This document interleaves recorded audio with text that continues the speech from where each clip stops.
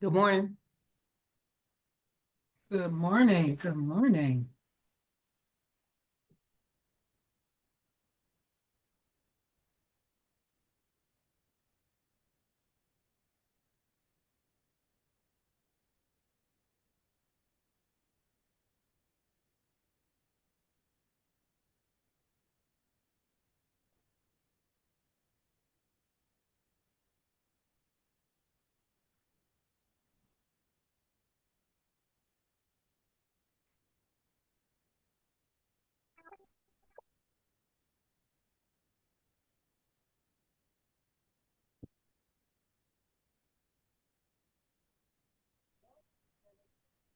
Good morning. Hello. Morning. Hi, Lisa. Hi, Donald. Hey, how you doing? I see it's 10:01. I haven't heard from Marcelo that he isn't coming. What would you like to do? Wait for him. Okay, we'll wait for him. It's cold here. How is it where you guys are? I came to, Um, it's kind of warm, but yesterday we had storms all day. We had hail, lightning, thunder all day long. Oh oh, my God. goodness. Mm-hmm. I came to my office today, so I have the heater on. Ah. I, I had to come because after the class today, I need to finish grading and turning the grades for the semester. So running away from kids. That's why. That's why. Mhm.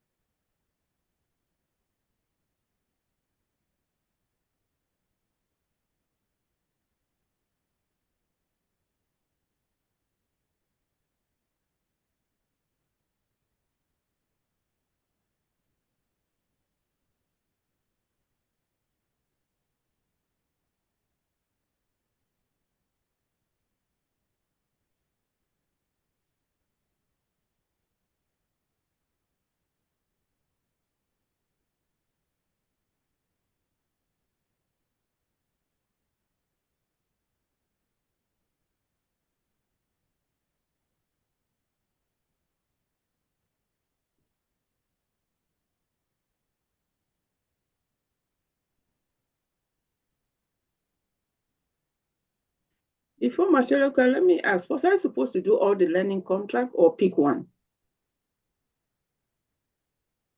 Were you supposed to do all of your learning goals? Goals or pick Yes. one? You would comment on each of your goals. Oh, okay.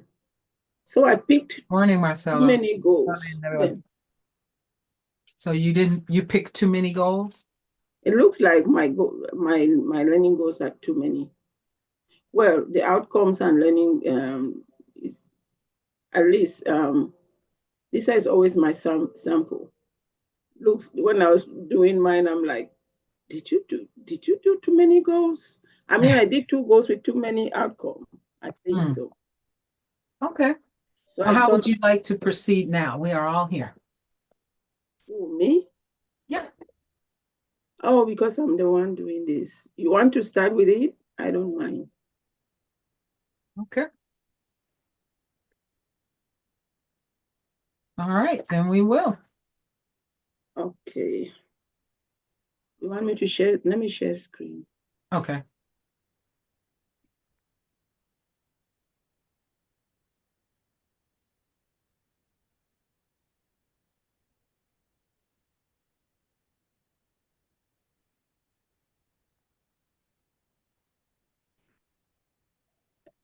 Is it the right document showing? Yes. Let me, excuse me, let me turn down my music.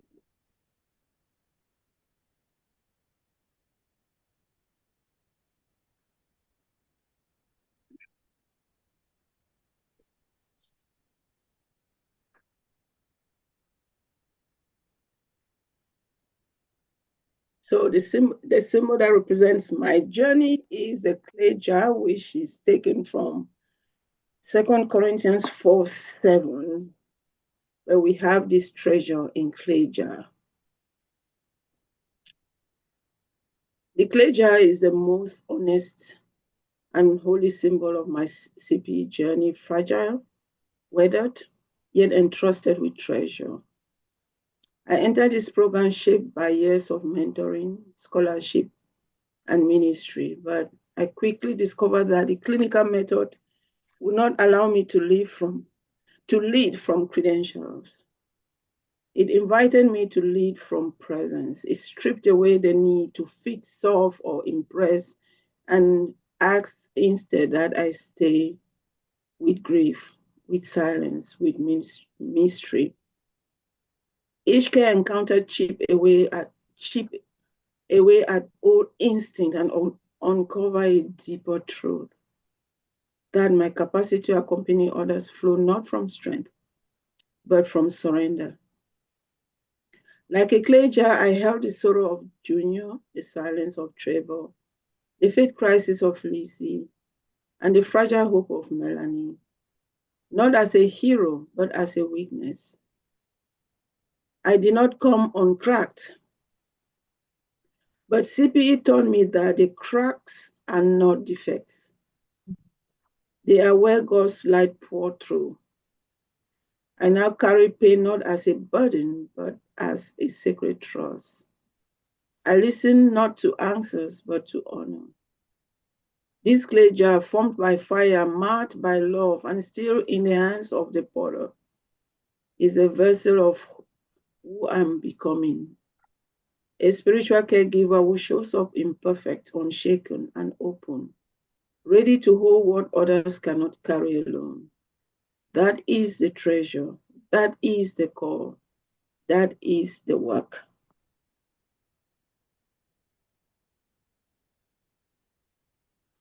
And in this section, as I've put, I wasn't sure that I'm going to delete it now because Alice, did you want to invite any feedback on the symbol before you yes, proceed with the contract? It's up to you. You yes, do? Okay. absolutely, I do.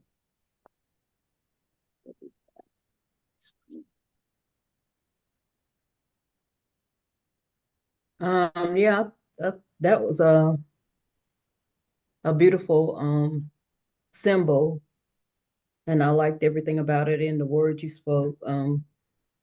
Especially the last words that this is a treasure. This is the call. This is the work, and it's true. No matter what we go through, that's what it's about. And we're and I really like that. I think they're wonderful job. It's a beautiful symbol. Thank you. Thank you, Lisa. Alice, for me, this reflection is deeply spiritual, honest, and beautiful. The metaphor of the clean jar grounds um, is a wonderful symbol that you select. So thank you so much. I appreciate to reflection. Thanks, Marcelo.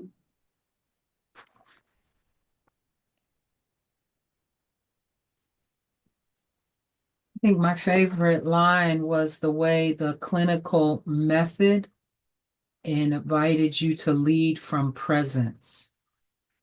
I thought that was so powerful and well said, and certainly what I witnessed in your journey really very quickly. So beautiful, beautiful and powerful. I love the light coming through the cracks, and your description of that as God's presence. That's powerful. So this idea of God's light pouring through us and our ability to be simply present, it feels doable. All right. Thank you so much. Yeah. Yeah. Beautiful. Thank you so much. Beautiful. Thank you. Thanks, all of you. I too love the symbol very much. In this section of learning goal, I'm just going to delete, oh, this is PDF. I'll delete it after. So Donna had answered my question because I wasn't really sure what I needed to do all of this. But this way the my learning contract, that is my learning goal, and the statement really in category A, I wanted to develop awareness of how my care tendencies, such as rescuing, intersects with my personal narrative and spiritual identity. You all know that that rescue mentality was my biggest problem entering into this journey. So I really wanted to work with that. Mm-hmm. And the process reflected on formative influences like the Sisterhood Geneva Practicum used verbatim supervision to recognize how my instinct to rescue stem from past roles of protector and caregiver. And how I accomplished this was through repeated care encounters with care recipients like patient Junior Lisi. I came to see how my desire to rescue often overshadowed the care recipient's agency. I learned to hold presence, to accompany rather than fix, and began offering more reflective support. I also wanted to strengthen my ability to connect personal transformative experiences to current caregiving practice. Doing that to trace connection between personal history, estrangement from father, sisterhood formation, chaplaincy call, and my posture in care recipient. Use this to cultivate compassion. In sessions with Darren Afonso, I drew upon my lived experience with loss, silence, and injustice, not to make the moment about myself, but to extend deep empathy and non-judgmental space. And enhance active listening skills, prioritize patient's autonomy, practice stillness and open-ended inquiry, ask rather than assume, especially around prayer and spiritual practices. A care recipient like Melanie and Lizzie responded with greater vulnerability and openness. I noticed increased trust when I listened more and spoke less. Their spiritual agency came alive when I took a step back. Autonomy and agency in care encountered to empower patients and care recipients rather than acting as a rescuer. Practice continued coaching techniques and held silence longer in difficult moments. Use supervision to track growth. When Melanie feared I was withdrawing, I reassured her of my presence and affirmed her capacity to seek broader healing through therapy. I felt less reactive and more grounded. Align my spiritual care practices with my theological understanding of ministry as a partnership of presence. Reflected on the incarnational model of ministry, being with, not above. Explore those themes in weekly reflections. With care recipients like Lizzie, whose pain had no remedy, I embodied this presence-centered care. I stayed without needing to fix, and the sacredness of simply being there taught me what ministry really means. In category B the goal was to demonstrate knowledge of variety of self-care and initiate use of self-care practices. Identify my stress points, especially in case involving abandonment or parental wound. Establish rhythms of rest prayer and creative expression. I maintained a spiritual rhythm of journaling and prayer, especially after intense visit. These practices help me process emotions without burnout and remain grounded in God's presence. Develop boundaries to ensure sustainable caregiving. Practice naming and releasing what was not mine to carry. Use CPE group time to debrief. I began to honor my limits and stop internalizing the pain of care recipients. When I felt overwhelmed, I shared my concern with peers and supervisor singular instead of trying to contain them alone. Integrate self-care and ongoing practice to model well-being for patients and peers. Shared honestly in peer group and supervision about self-care struggles. Evaluated what restored me and built it into my week. By naming my struggle and sharing my practices, I contributed to normalizing vulnerability and well-being in the group. Do I keep going or do I pause there? That was my goals. Okay. So I'll go to section 2, which is outcome. What would you like me to read in this section? It's pretty long. Group, give some feedback. What would you like Alice to read in this section? We're all pretty familiar with it now. What would be most helpful for you?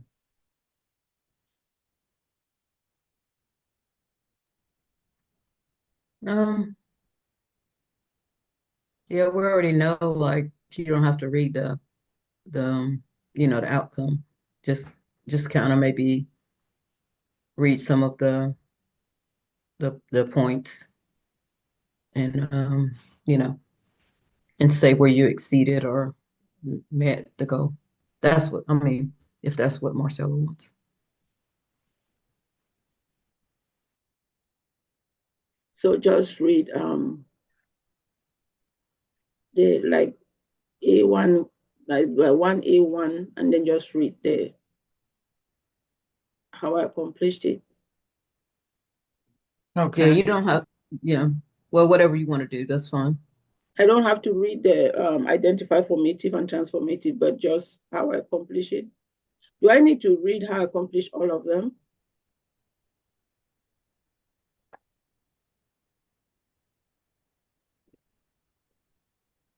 I have a big weakness and I've always had that. I write too long. Marcella, were you getting ready to share what would be helpful for you? Yes, and the outcome one, this I put this reflection clearly show who personal experience had been transformed into tools for compassion's care. And the number one. Thank you. You're welcome. So I agree you don't have to read the I think we're all familiar, as Lisa has said, and Marcelo is reminding us that we did get it in advance. So you don't necessarily have to read the indicator. I agree with Lisa, but I would like you to read your narrative, and I agree with Lisa too. It's helpful to hear your evaluation. In this case, it exceeds expectation.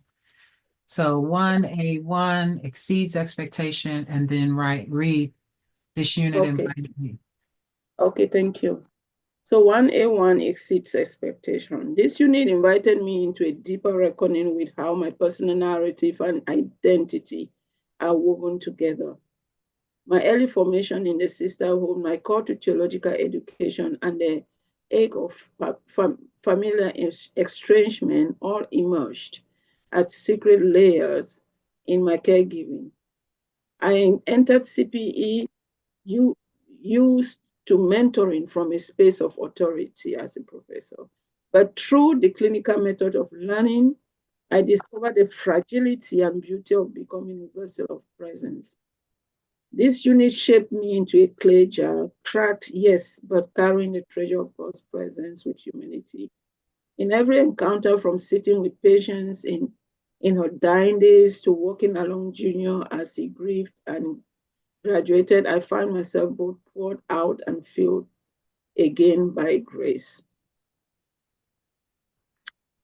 A12 exceeded expectation, which is sitting with Lizzie as she wondered aloud whether God had abandoned her. I felt the weight of my own seasons of unanswered prayers.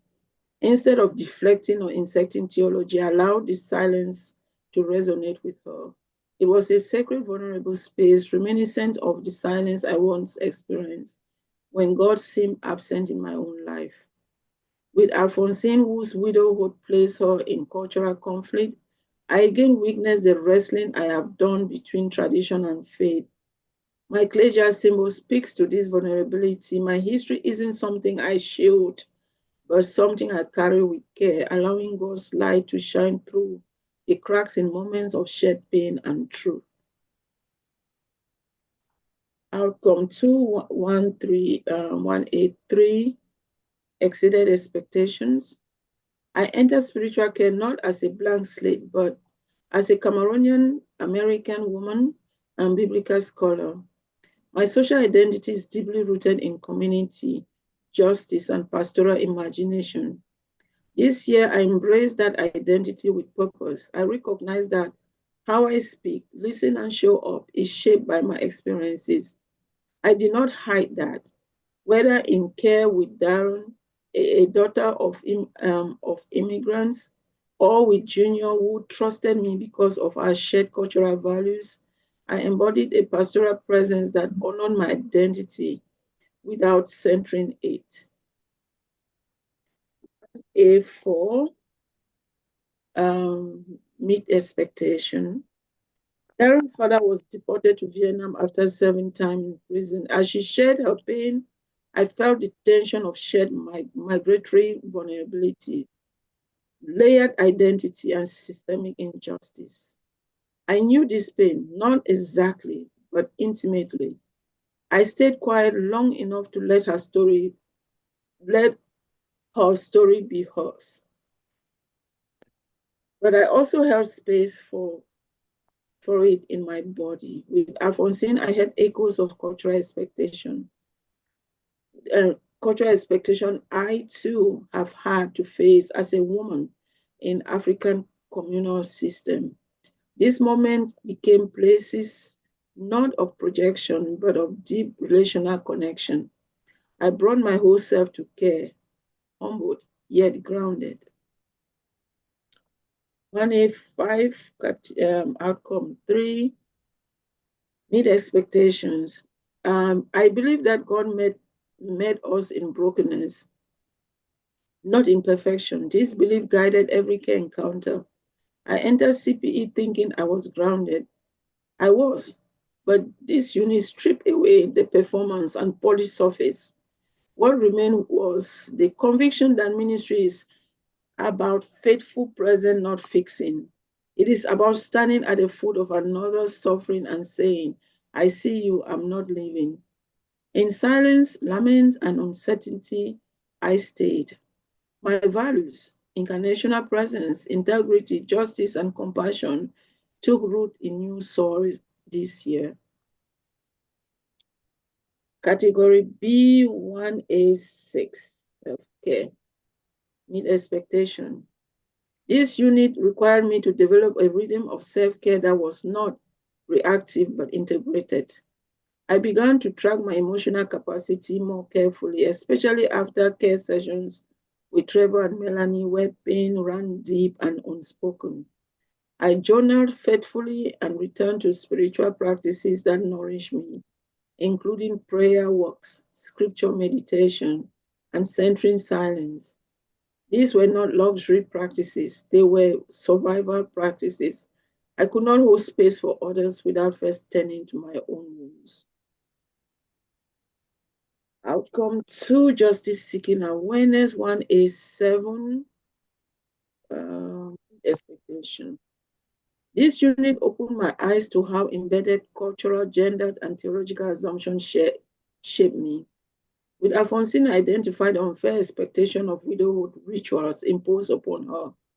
With Aaron, I resisted the temptation to frame her father's deportation solely in terms of his criminal record and instead honor the complex humanity of his story.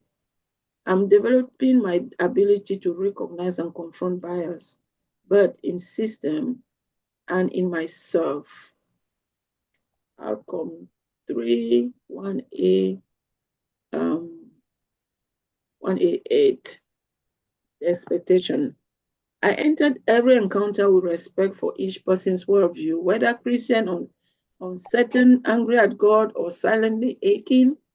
I made no assumptions. I did not require care recipients to name God in the same way I do. I simply honor their sacred language, however tentative. With Melanie, I created space for her to hold grief, spirituality, and joy without tidy categories. I came not to fix or convert, but to walk gently alongside. Category C, relational dynamics. 1A9, empathy, exceeded expectation. I offered empathy not just with my words, but with my complete presence. In sitting with Junior's grief and anger after his mother's death, I did not deflect. I remained still. With Lizzie, when she doubted God's existence, I didn't theologize. I stayed in silence with her. My empathy was not technique. It was an extension of my belief that every person deserved to be seen and heard unconditionally. 1A10, relational boundaries, expectation. Boundaries, I've learned, are not walls. They are frameworks for sustainability. I maintain strong, loving boundaries with Melanie, who grew to depend on our weekly meeting.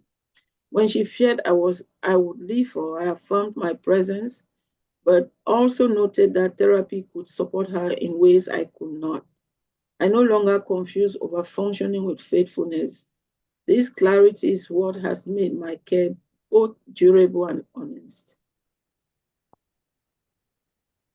1A11, group dynamics, exceed expectation. My CPE group became a sacred learning space. I contributed with openness and vulnerability, sharing stories that were not tidy. I affirmed others, gave gentle feedback, and received feedback with humility.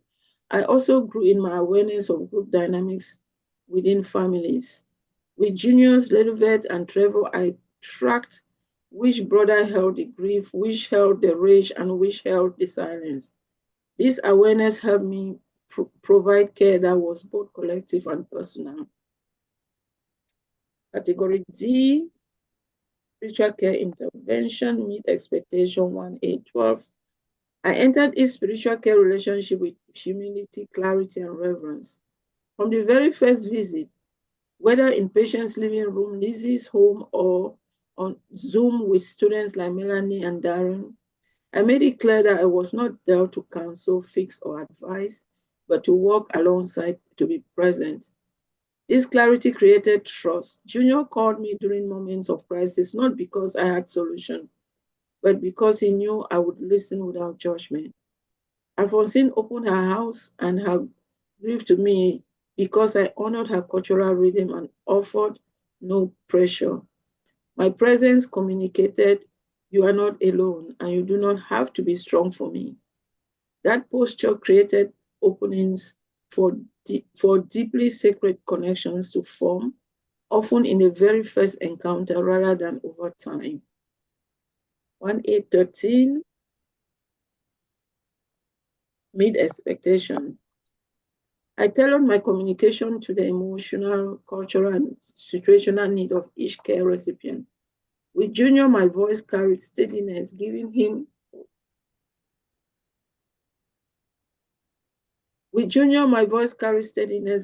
a safe place to rage and grieve. With Nisi, whose pen was seasoned with theological lament, I leaned into the poetic cadence and scriptural reading of the Psalms, allowing the psalmist to offer words that could suit her spirit to rest where her body could not. Melanie's grief and depression fluctuated from week to week, so I matched her tone, sometimes light, sometimes deep, often not just word, but presence and consistency. In every interaction, I paid close attention to facial cues, pauses, silence, and change in tone. Communication for me became less about delivering meaning and more about attuning to what was unsaid. It was in that attentiveness that healing presence emerged. 1A14, Meet expectation. My work with Lizzie brought this indicator to life. When she felt abandoned by God and her suffering seemed endless, I didn't rush to quote scripture. I waited until she invited me in, and I suggested that she read Psalm 13. Days later, she told me she was praying that psalm daily. I also introduced her to Psalm 91, which became a source of solace for her in the silence of pain. With Melanie, I suggest more weekend rituals of prayer, music, and journaling, allowing her to re-engage the joy her spiritual roots through movement and beauty.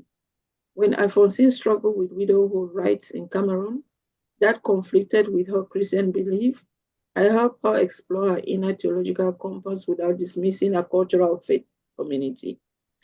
Each spiritual resource I offered was shaped by the care recipient's world, not mine. And I took great care to ensure it aligned with their values, not just my own. Use of spiritual care and plan 1A15, exceed expectation. Early on, I learned to stop asking only, tell me about your faith background. I began to ask deeper questions. Where is your faith now? How has your understanding of God changed since your loss? What spiritual support feels meaningful to you now? This shift allowed me to go beyond static history and instead recognize dynamic, evolving journey. With Darren, I came to see that her father's deportation stirred not just political outrage, but deep spiritual disillusionment with prayer and justice. With Alphonsine, her anguish was not about death itself, but about the power struggle and ritual expectation placed on her by her late husband's family. These were not simply grief issues. They were spiritual identity crises shaped by real-life pressures. I listened with discernment, recognizing that spiritual assessment requires not just questions, but a posture of presence, allowing each care recipient to narrate their current sacred struggle in their own time and terms. Documentation 1A16. Meet expectation. I approach documentation not simply as record keeping, but as an ethical and pastoral act. With patient who was in hospice care at home, and her sons Ladyville and Trevor, who were deeply impacted by her illness and death, my chatting became a way of preserving sacred moments of care. I recorded Junior's courageous emotional processing, Ladyville's oscillation between grief and helplessness, and Trevor's near silence. Each encounter noted with care and spiritual insight. My notes honored the complexity of their mourning and trauma, giving voice to family dynamics shaped by cultural tension and relational wounds.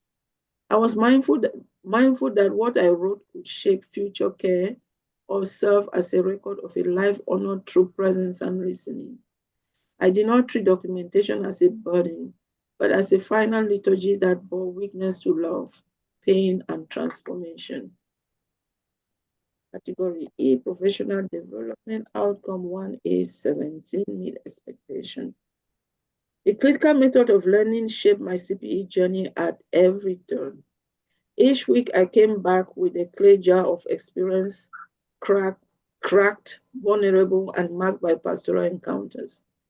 In verbatims and group discussion, I revisited my conversation with patients' children, particularly when Trevor's grief hardened into silence, and when velvet frustration spilled into helpless anger. Through reflection and feedback, I learned not to fill the silence too quickly or to interpret pain too hastily.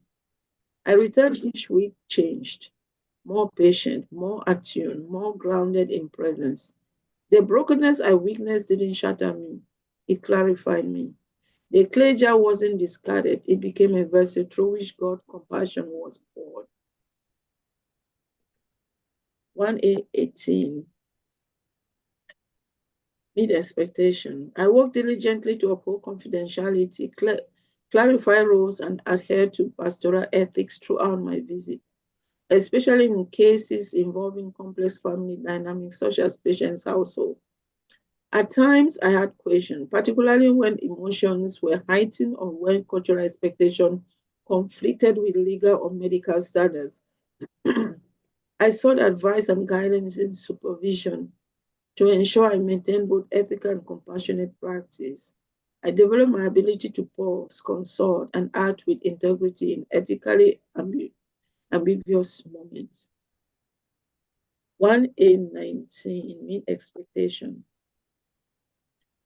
In every encounter, whether confronting Lizzie through her spiritual crisis or navigating Junior's righteous anger, I brought my full self, honest, fallible, listening, and open. I did not pretend to have answers. I admitted when I missed cues or rushed to rescue. My peers and supervisors affirmed this transparency as strength. It built trust not only with care recipient, but also with myself as a learner.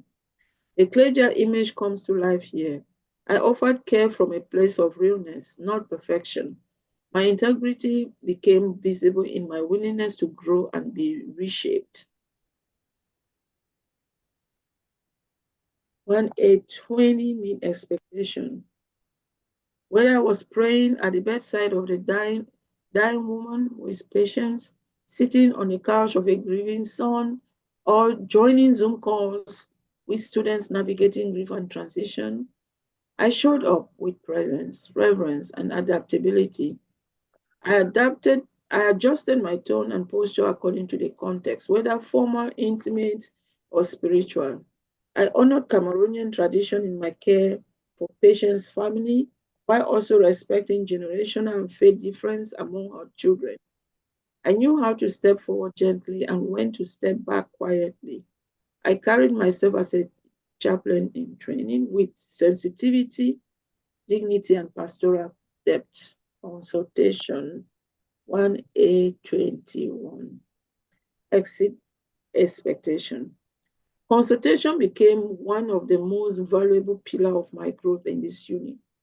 I leaned into supervision not as performance evaluation, but as sacred discernment. I brought care encounters marked by complexity, such as Trevor's silence or Alphonse's cultural trauma, into the consultation space, not seeking answer but perspective. I began to understand consultation not as correction, but as collective clarity making. The insights of my educator and peers helped me see beyond the moment, trace deeper theological patterns, and adjust my posture accordingly. And I recognize that while spiritual care never happens in isolation, it is refined in community. 1A21, meet expectation.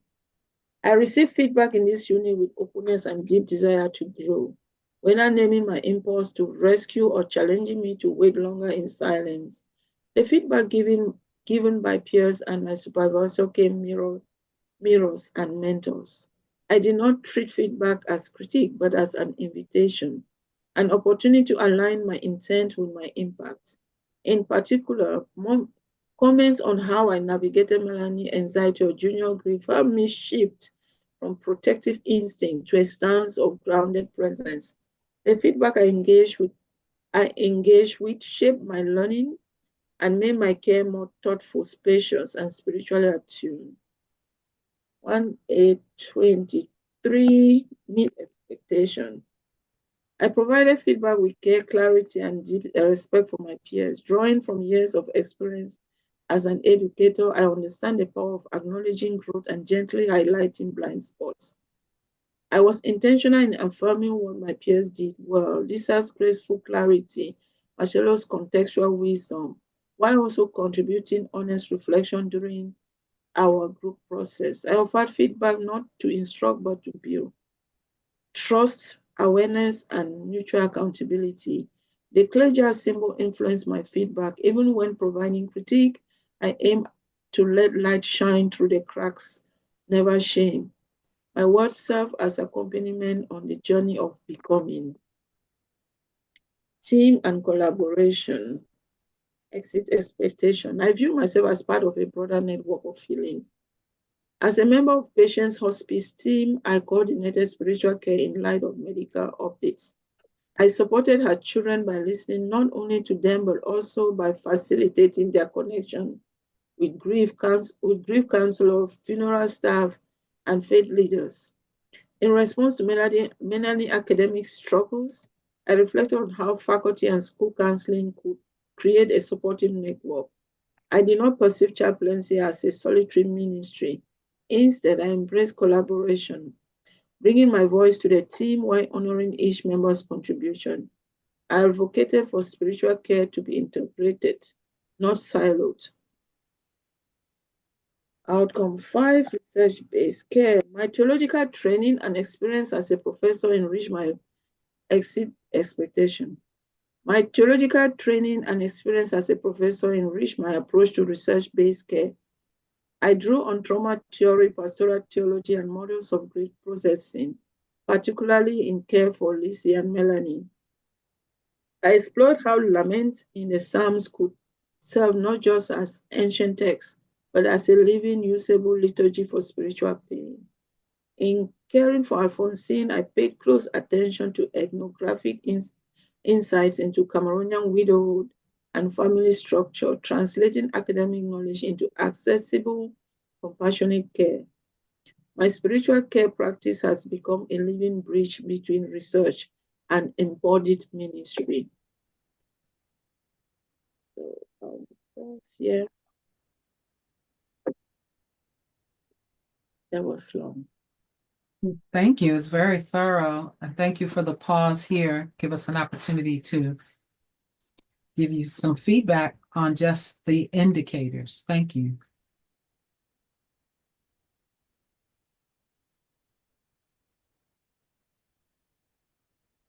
Thank you, Alice. That was very well written.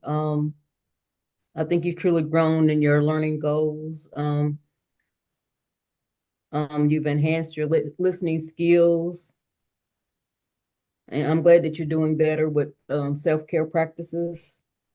Mm. And I think you did really good on grading yourself for, your scores exceeds and meets. But I think you could have had a little bit more exceeds on there because it was really well written, really well thought out, really good support where, with your outcomes, you supported it well with your evidence. And I like IA5. He said, God meets us in our brokenness. Mm. And I think you're more than ready for Unit 2. You did a Thank you, Lisa. fantastic job. Yeah, great Thank job. you. I appreciate that. Thank you so much. You're welcome. You're welcome. Everything was so poetic. I loved it. Thank you.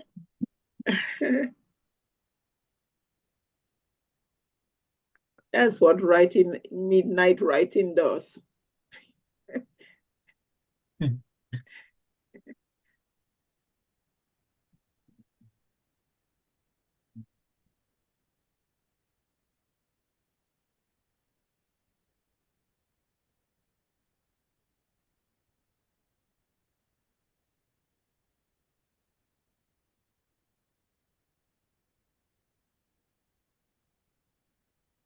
Alice, thank you so much for your job. You have done a great job. Um, it's very interesting the your progress in this time. So I appreciate to let's see.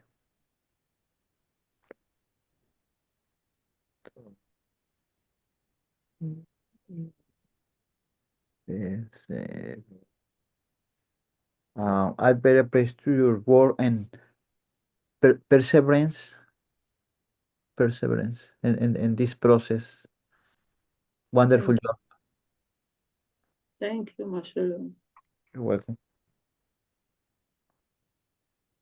Thank you. I agree with Marcelo and Lisa in terms of how clear everything is, how solid your evidence is, how well written it is. I would encourage you for the names, since you are using their actual names, to either change the names and make one little statement somewhere.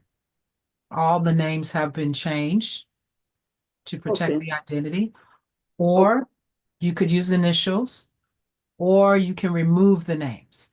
So I would encourage you to exercise that level of confidentiality, even with this document, and Okay. whatever format you'd like, however you'd like to do it. I appreciate it so much. One of the things I could not help but smile around boundaries. And in 1A7, that is a growing place for you. I agree with your meets expectations, and I think time continues to be an opportunity for you. Will you spend 90 minutes, or will you spend 45 minutes, or will you spend 30 minutes with them? So I just affirm that. And I want to invite you to say, to note that when you were reading A13, you might not have any comment.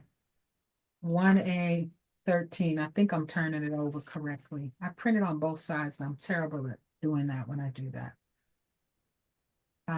Actually, maybe. It says this unit opened my eyes to how embedded cultural, that's how it starts. So it may be 1A7. It's 1A7. Yeah, I turned it over incorrectly. Yeah. I would share with you when you read it, you said this unit opened my eyes to how embedded cultural, gendered, and theological assumptions shape me, even though what's written is shape care. So I just thought that, yeah, Why is it? that very first sentence. Go up a little bit. You're down too low. Go up some. Scroll up. Oh, scroll up. No, 6. I should. A1, right, A1. Okay. So it's, Oh, shaped me. Yeah. yeah, I thought that was powerful that when you read it, you said shaped me. Right. It's shaped me. Right. It is shaped Yeah, me. not shape care. Okay. All right. It could be either. So I thought, okay, it shapes me. Yeah. You did that in another place too. A1, I mean A17, 1A17. The very end. What?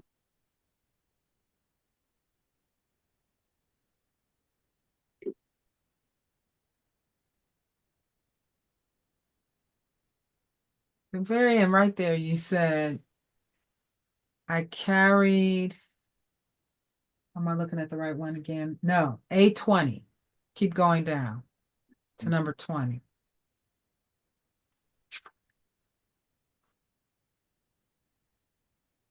I carry myself as a chaplain with sensitivity, dignity, and pastoral depth. When you read it, you said, I carry myself as a chaplain in training.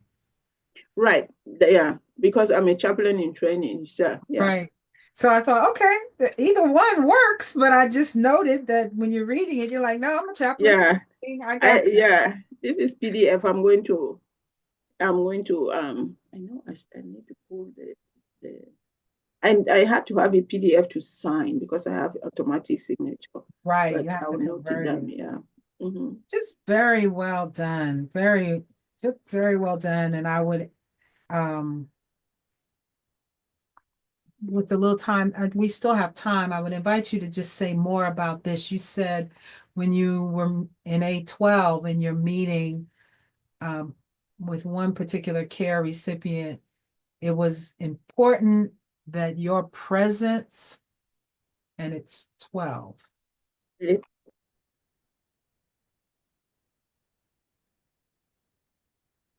Right there. It was important that your presence communicated, you are not alone and you do not have to be strong for me. Oh, that was so powerful. Can you say more about that? That idea that in that moment you were Mhm. communicating with your presence. You're not alone and you Mhm. have to be strong for me. Right. Yeah. Alphonsine, again, she's also a member of my church. Mhm. So she has this deep respect for me as elder in the church and minister in the church. And in the beginning, she felt like she needed performance to be strong. And I needed to make her know, look, in this place we are sisters together in this moment, and you just have to be you. You don't have to be strong for me, because you could see tears coming and say, no, I don't want to cry in front of you, something like that. So Wow. that's that context. But after that, she just became that. It was so important because it changed the dynamics. Yeah. And it also built trust from there on, that it was, she didn't have to see me as they come in church, Dr. Alice, and not, those categories doesn't need to shape anything about me with her as a care recipient in that moment.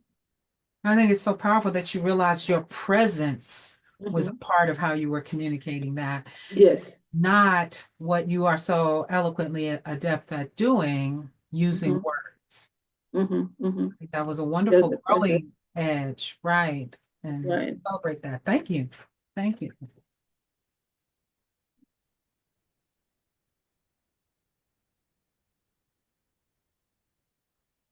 Do you want to share the last part with us? Yes, absolutely. Okay.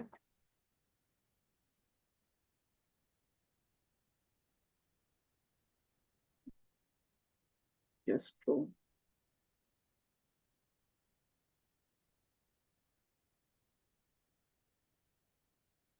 Okay, so reflection on relationships.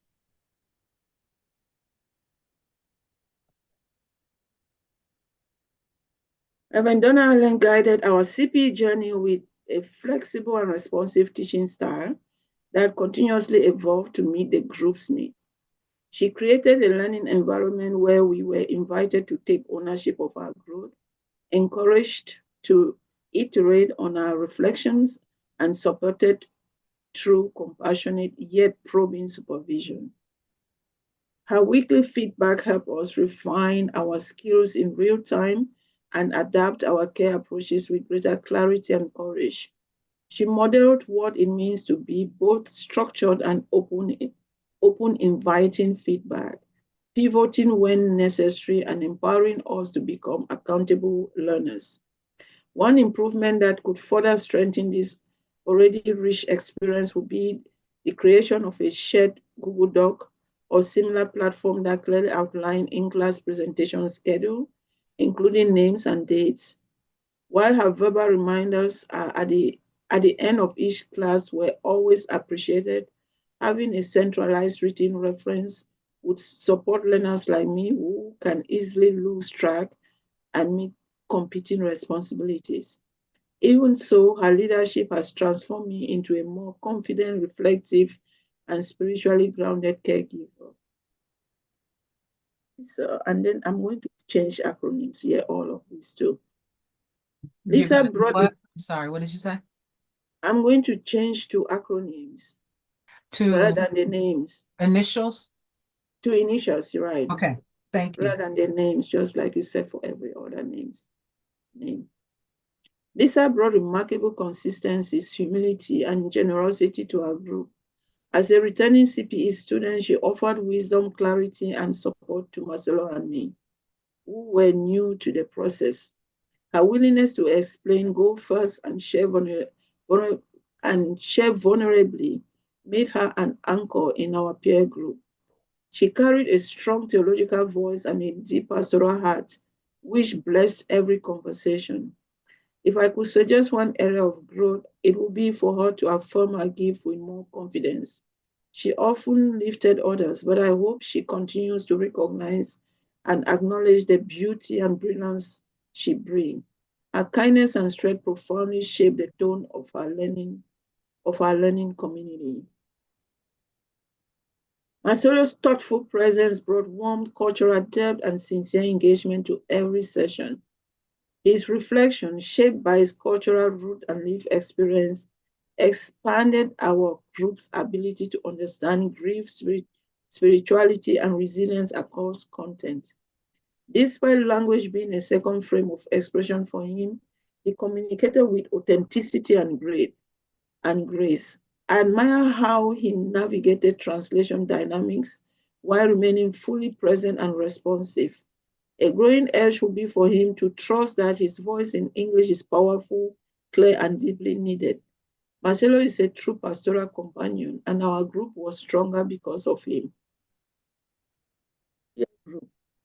Our peer group became a sacred space of trust, reflection, and challenge. We built something rare, an environment where feedback was offered with love, growth was acknowledged with honesty, and each member was seen in their becoming.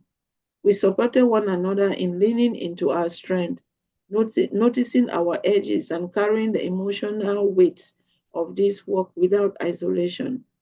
The care we offer each other mirrored the care we learned to give in our clinical setting. Tender, curious, and grounded, this circle was a gift. Recommendation. The orientation schedule felt particularly intense for first unit students navigating work, caregiving responsibility, and the emotional vulnerability that comes with beginning CPE. Spreading the orientation over several shorter sessions will allow for better integration and reflection. Additionally, for the sake of equity and accessibility, it will be beneficial for the program to offer monthly or quarterly payment plan. This will open the door to individuals from diverse financial backgrounds who feel called to this work, but are limited by immediate lump sum costs. Despite these structural changes, this program has been one of the most formational journey of my life, marked by secret trust, deep transformation, and the kind of growth that reshaped both ministry and humanity. Thank you.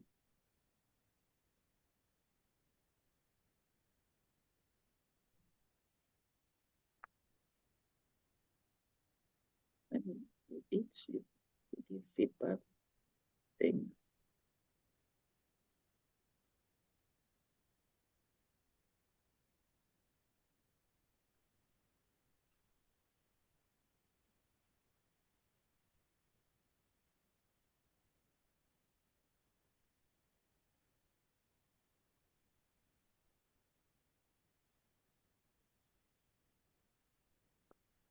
Thank you, Alice, for my what you did for me. I really appreciate it, and I'm definitely working on that area of growth, that growing age. So thank you for your kind words, and it means a lot to me. So I appreciate it. Thank you, Lisa. Alice, thank you so much for your keen and truthful words. I am deeply grateful for the opportunity to have been part of this group where I feel seen, supported, and encouraged. Your affirmation strengthens my confidence to continue growing, especially in using my voice in English. Mhm. True is still a second language for me. I am learning to trust that presence, compassion, and authenticity trusting words. Thank you for working with me on this journey. Your encourage and respect have meant a great deal. Thank you so much again. Thank you, Marcelo. Thank you for who you are. Thank you. Thank you, Alice, for uh, the vulnerability of identifying strengths and areas of growth for all of us.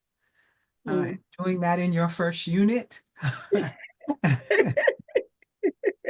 And I appreciate the feedback. Yes, Marcel, I appreciate the feedback that you gave me, and we'll take to heart all of it, even the area of growth, and um, and see what I can do to address the area of growth that you identified, not only for me, but also for the program. So thank you. And how does it feel? You have finished your If you, evaluation. I couldn't wait to join Lisa and Marcelo's team. That's right. So congratulations. You have finished your first Yeah. unit of CPE. Yay! I wish you guys were here. We drink coffee and say, okay, we did it. Awesome. Wonderful, wonderful, wonderful. Yeah. CP is actually very intense, for real. Mm, Yeah, but beautiful, beautiful. Yeah. yeah, I love that. Both you and Marcelo have given me a better appreciation of the word beauty and beautiful, the way that you have used it. Both of you have used it differently than I have in the past. And so I agree with you. It is beautiful. Thank you. Yeah. All right. How are we feeling? How are we feeling Oh, as a group? Yeah. I see the exhale on all of your faces. yes. Cannot hide that. That is Yeah. true. Alice, is there any more that you wanted to share with us? Oh God, thank you. I'm just so grateful. I'm grateful. You know, it is every journey depends the group you are in. It's either makes or break you because I called my friend from Union Theological Seminary in New York yesterday, and she went to CP and lasted 3 weeks, and she quit because of the group dynamics, Mhm. and particularly because of the instructor. She quit after 3 weeks, and she's one who has been a pastor for 20 years. She just quit after 3 weeks, and I said, Wow. my group. So it was, I mean, moment of pride, but also like what she told me is that, Alice, it really does matter who are your peers and your instructor. It's either she's the one that used the word either makes or break you. Mm. So yeah. Well, I am grateful for all of you. I'm grateful for the journey. Are you feeling like you want to take a break? Yes. How long would you like to break? All day. I That's right, agree. Marcelo, all day. I agree. Spoken like somebody that's not coming back next unit. All right. Remember that my English is not good, so Well, if we could adjust as Marcelo's time to something a little less than all day, what works best for you right now? 15. Okay. I hear 15. Let's Yeah. go with 15. I'll see you in 15 minutes. Thank you. Okay. Thank you again, Lisa. Thank you. Alice, Okay. well done. You're welcome.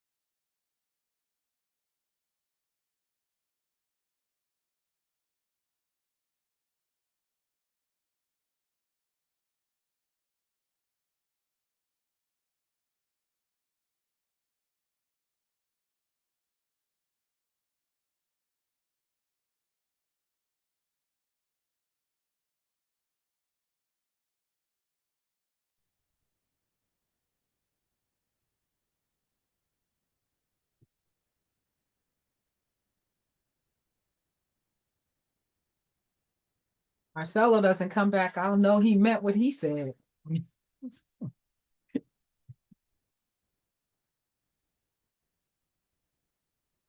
I guess we'll have to follow along if he do. Look at you. Oh my goodness. I feel abandoned just like that.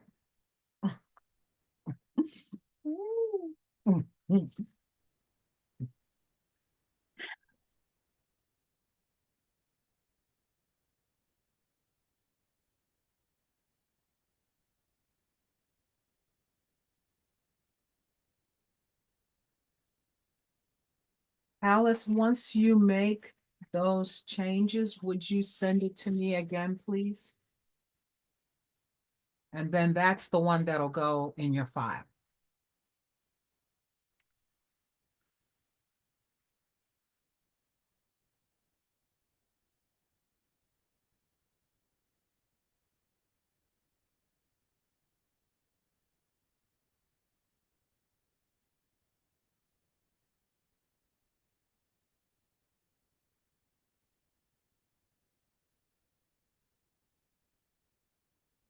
I forgot to fix mine and send it to you, but I will.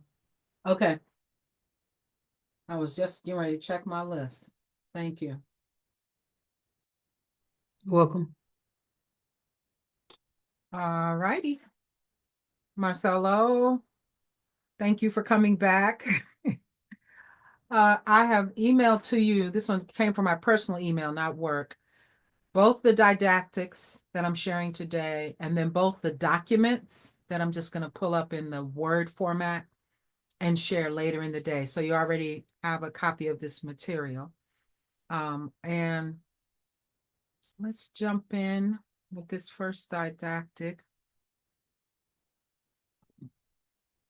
And I want to start with a scenario, and I'll read it. Can everyone see the screen? Am I sharing? And then I'll close the screen and let's just talk. So I want you to imagine a man stands outside the ruins of his home, staring at the charred remains.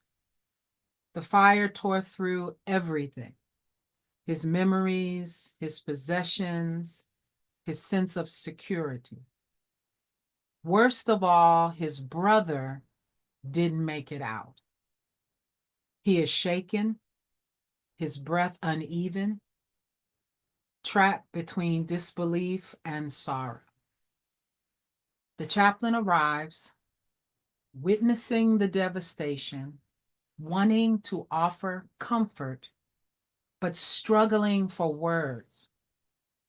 They say to the man, God has a plan.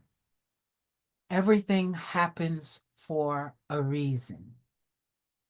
The man's face hardens.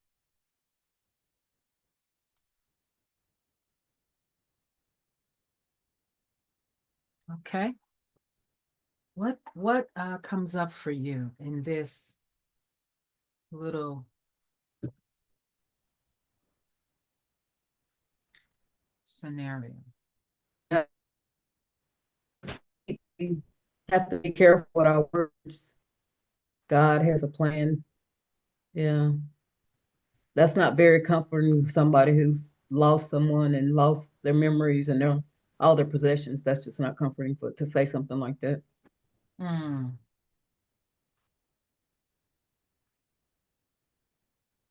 I would have probably been mad too. Why do you say mad too? He probably, well, I said his face hardened, so Yeah. your face don't harden without other parts.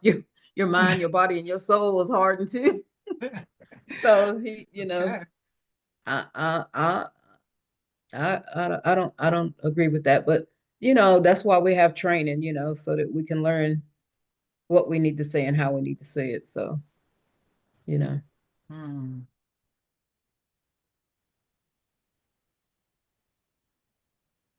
he probably shut down immediately. Mm-hmm.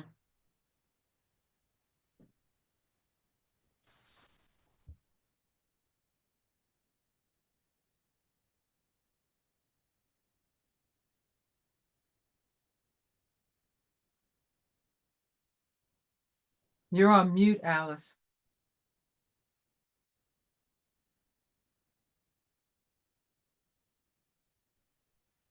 That is a beginning CPE response. Hmm. When you have just from a ministry perspective, where it's like prayer solve everything, the Bible verse solve everything. That is that place, that's the posture. God has a plan. Hmm. Until you have to move and learn the tools. Like Lisa said, that's what training is all about. It's like the God has a plan comes from a good place, but it's not the right words. Okay. Okay.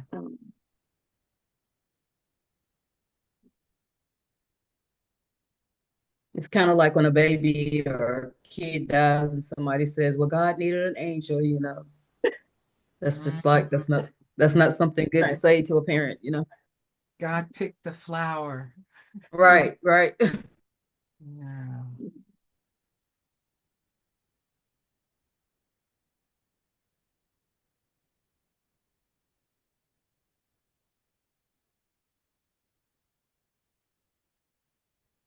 We certainly, as Alice pointed out, can hear the intent.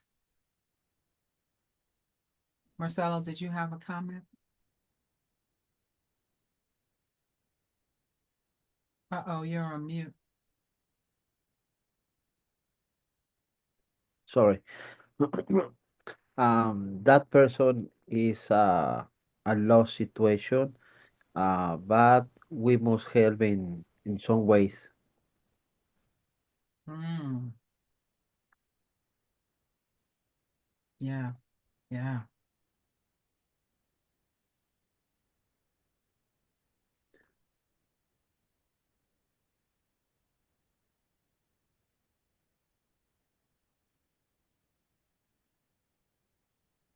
I have so many slides, so many things open. I'm not sure this is what I want, so give me a moment. I don't know if this is it. This isn't. Okay, let me try the other document. There it is.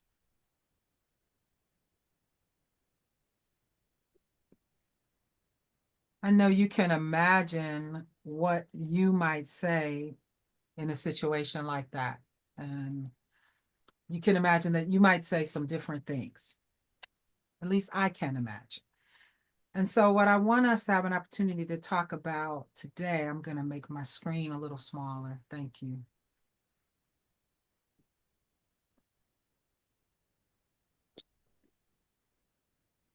Maybe I'm not going to make my screen smaller. There it is. Okay.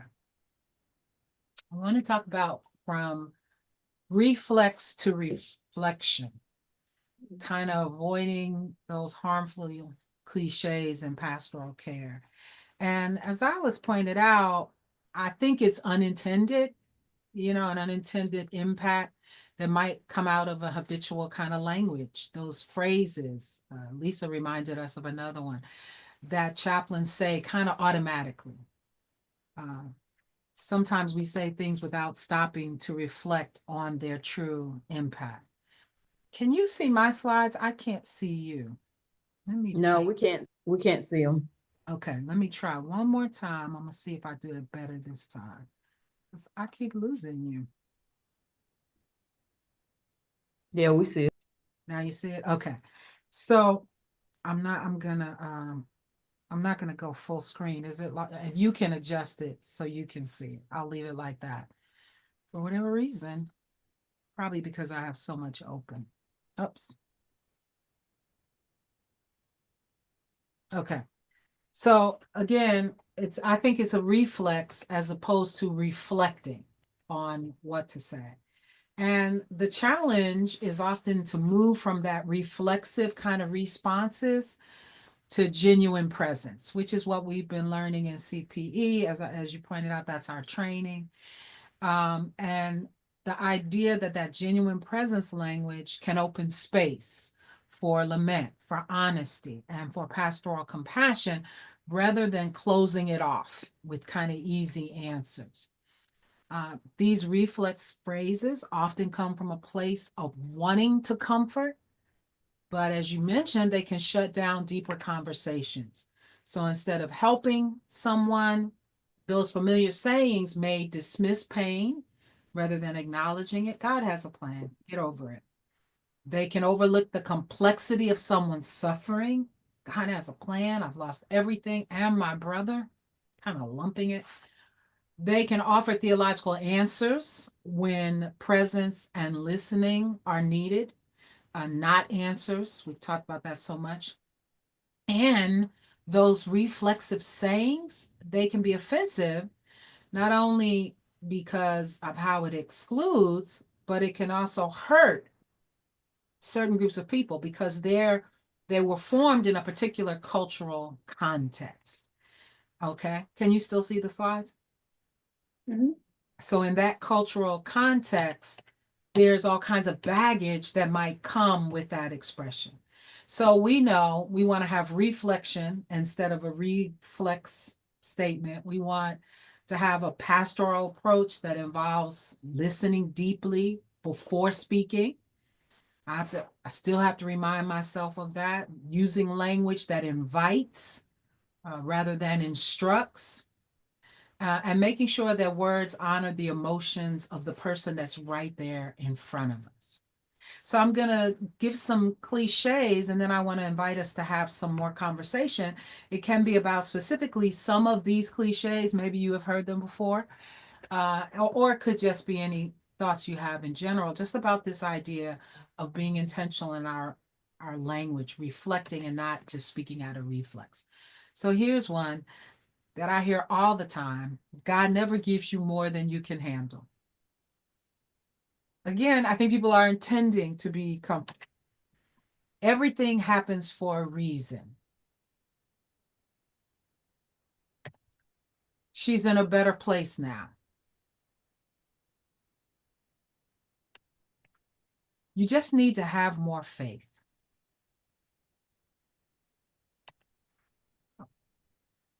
Time heals all wounds.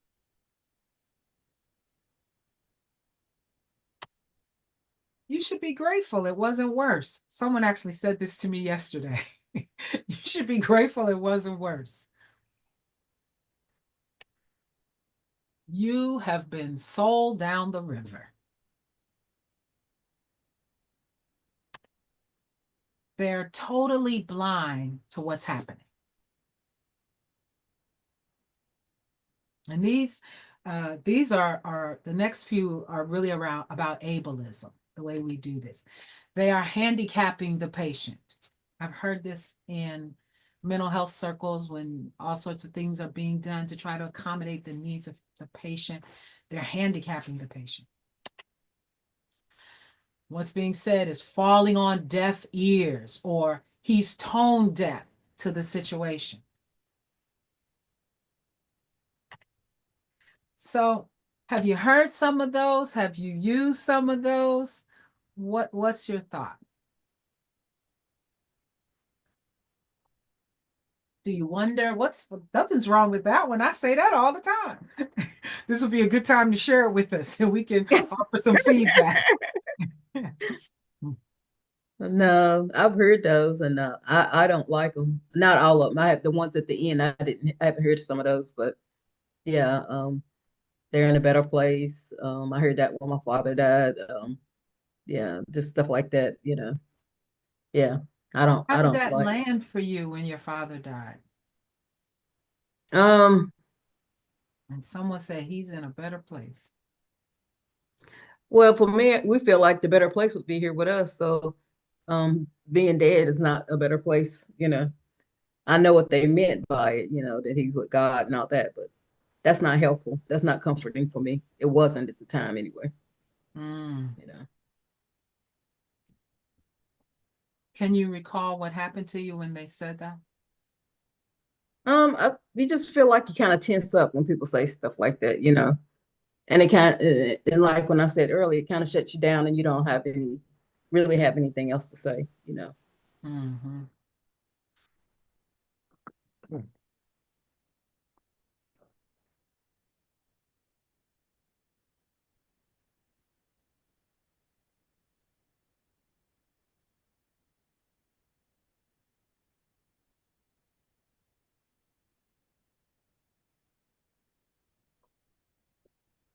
feel guilty because I had normalized, particularly not many of them, but the one that God never gives you what you cannot handle.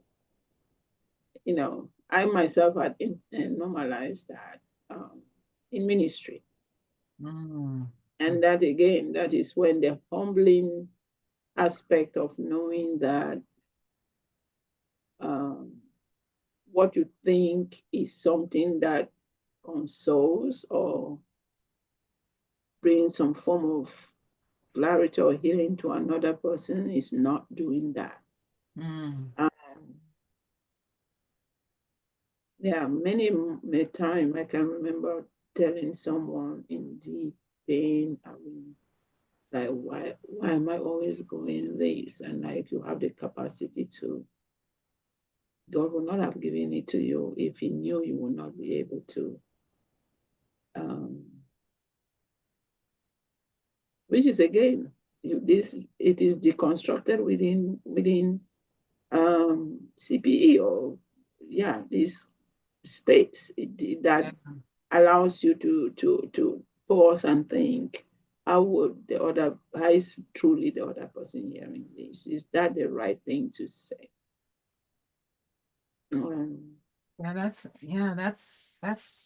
That's thank you for sharing that. That's another one. God would not have given this to you. Mhm. Yeah, if God didn't know you could handle it. Yeah. I've even used Job to, I've used him, a lot of those to be being very fragile and open. Yeah, I have used biblical examples of those kinds of cliche phrases, or as a mode in mentoring, thinking it does help, but really it doesn't really, because in that pain you don't want to hear that, you know. Right. And then if you even look, Job was very angry when his friends were telling him that, you know. So why don't we hear that Job was pissed, you know, with his friends because it did not suit his pain. It did not respond to his pain. So, but those are the cliches, and Job is one of those that is like, he never deserved that. He was a righteous man. He never deserved it, you know. So, yeah, Yeah. it makes you want to pause and think and deconstruct and reconstruct all these safe space texts that we think are moments. It's like you, you, you that is a catalog all of these passages, and when inventory just heap them as it's like, this solves this solves this, you know. Yeah. Doesn't really, you know. I So I can't feel tell you the guilty. number of times I've heard have the patience of Job. Right. Job did not even have patience himself. He got at it with God. So, but you know, we just find it, those texts is just using proof texting in every situation, thinking it works. You know, so looking at it just in the screen, I just like, you know what, Lord, I feel guilty for some of these. I've used it myself. Mhm. Yeah. You want to say more Time about that? use. Time use. Oh, yes. Yeah. Yeah. Yeah. I appreciate you naming that feeling that I felt guilty. Do you want to say any more about that? That's so helpful to hear.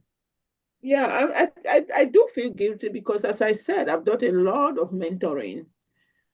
Um, that I've used the Bible a lot. Also, because if the Bible doesn't say it, I don't believe it. Type of people. You need to give. It's like the one. How does the Bible address this? That is the subtext. That when they come to you, how does the Bible address this? So you now tap into those texts and you use it as it's just like an encyclopedia of solving problems. Concerning this problem, this is the remedy. I used it and I feel guilty. And again, as I said, the TB process has made me feel guilty so many times because I'm like, oh, this was not right. This was not right. This is not, So, yeah. Yeah.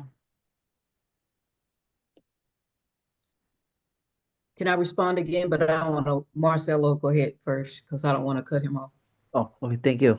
Um, our role as a chaplain should be very friendly or cordial or and supportive to the patient. But I think I need to make more that just a visit. Um, so for example, is my job or our code. So uh, probably the mission may be lost, Mm. you know. Mm-hmm. So so I need this interaction or with the staff because sometimes no, I stay here for only for my job. I need the money.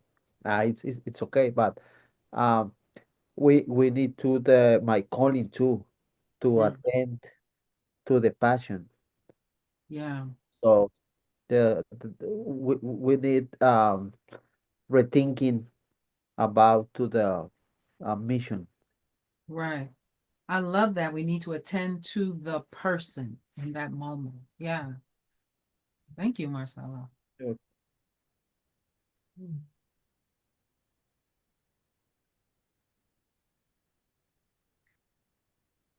Were you finished, Marcelo? Yes, yes, thank you. Okay. Well, what I was just gonna say is some along the same lines because my mom used to say, God's not gonna put more on you than, and she still says it to me too sometimes, but I don't pay it any attention. But God's not gonna put more on you than you can bear. And also, she used to say, when people used to pick on me, I'll be bullied. Sticks and stones will break your bones and all that, blah blah. And I was like, Oh, no, no. And I used to get mad at that, and I was like, that's not true because words do hurt and words will kill you.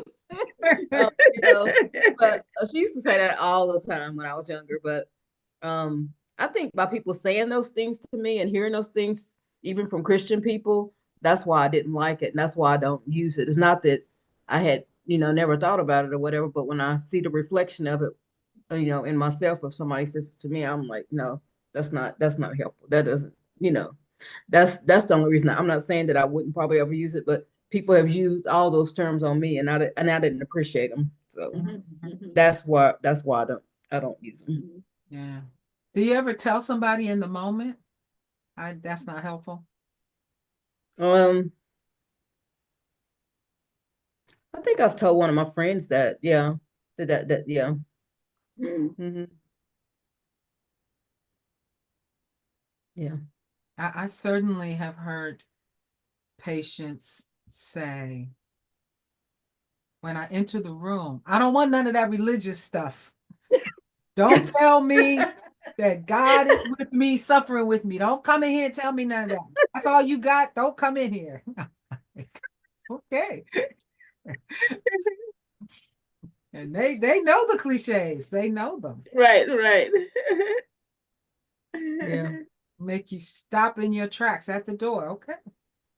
And really what we're wanting to do is be present, and those things actually make it hard to be present. Yeah, Yeah. know that. Well, I'm going to take you back to that opening scene, and I want to ask you what you would say. Now that we are clear, we wouldn't say what that chaplain said. I'm going to add a little more to it. But before we do that, were there any examples that you said, I don't know what's wrong with that one? That's a good one. Is there any of them where you said, or can you explain why you included that one? Any of them? Or you're like, nope, I get all of them. That the one that says the one about time that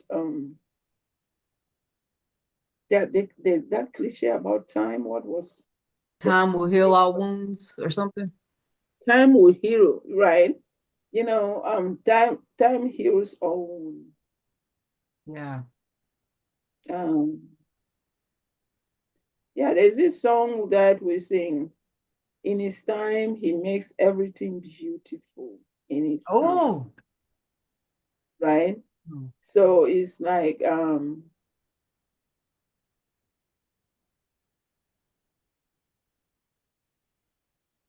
I want to ask, yeah, time heals all wound in his time. Mm-hmm. What's wrong about that? You feel strong about that. I mean, what's wrong about it? That's why again, it's a cliche that is taken out of context and placated, right? Mhm.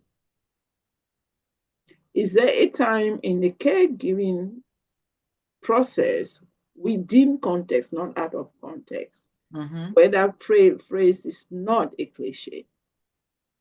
That's a great question. Any thoughts, reflection? Is there a time when it's okay to say time heals all wounds? I don't know if it is or not, but I mean, like when I'm counseling people or something, I'm like, they're coming in with pains and issues from like when they were 5 years old. So, and they're 60. So I don't know if it's a good time to say it. You know what I mean? They Mm. have, they've been suffering with this for 55 years. And so I don't know. It seems like, Alice, you're saying um, that wounds can heal over time, and you want to acknowledge that. But you also are aware that it takes more than just time. As Lisa's pointing out, people may come and talk about something that happened 55 years ago. And they feel like that's a lot of time, no healing in that. So time alone doesn't heal the wounds, but there's some healing happens over time. And that's a different thing. Healing can happen over time. And that Yeah, might, by context here, I mean, like in this situation context where Lisa is exemplifying, that's different, right? Mhm. That in that context where time has not healed those wounds, you cannot use that word. But in moments where you see someone has struggled and victory happens, Yes. where you know that time has truly been that time has changed things drastically in terms of the healing process. There's a moment we reckon that time has actually helped, right? That you look at the person's trajectory from the beginning when you couldn't say that word to a moment of victory and joy.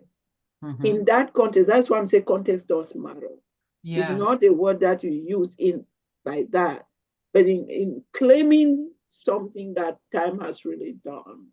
The Mhm. process is not just time itself, but the whole process brings somebody to a place where they can look back in retrospect and really say, wow, I'm not where I was. In that moment, Mhm. is that phrase bad? Yeah, I think that's a great question. Um, Lisa, Marcelo, any thoughts on that? Um, for me, my goal is to be able to encourage the passion, Mhm. but many times the suffering is too great that there is no response. Yeah. Oh, it's very Yeah. complicated. Maybe in certain contexts, Alice, maybe. I mean, I guess we would just have to use our own best judgment in those situations. Mhm. Yeah. And I think, Alice, as you pointed out, the context, but even when you were trying to describe it, you said the process, that over time, through the process, they got better. So I think the healing is with the process, not with the time. The time isn't doing the healing work, the process is, The the process. person is. That's true. This is So I would just keep thinking person first. absolutely. Thank you for that. Because I think about Junior. You know, his graduation is coming up. This boy, through very traumatic experiences, is graduating college after 10 years. Yeah, wow. It took him 10 years, right? And the joy he feels these days is immense, right? That is, but I really like the helpful correction. It's not the time, the process. Mhm. Like he wrote me that, Auntie Alice, I didn't let myself be broken. The chaos of my family did not break me. Wow. I'm finishing, you know, he sent me the picture of his picture with his hood. And I mean, That 10 Miguel. years, 10 years. How much often he wanted to give up. And I'm like, do not give up. Don't give up. That is the proudest thing your mother will, you know. So Mhm. it was just a little, he would have not graduated in May because he was using the death of the mother as the reason why to legitimize not graduating. I'm like, no, no, no, no. You will finish that last paper. Send it to me. I will read it. I'll read it for you. I will help you with it. You must finish it. You know, but that you are really right. The process is not time. I think Yeah. that is the thing. Maybe we should have a cliche: the process heals all, knows whatever we should say. I love it. You're gonna reframe it. I love it.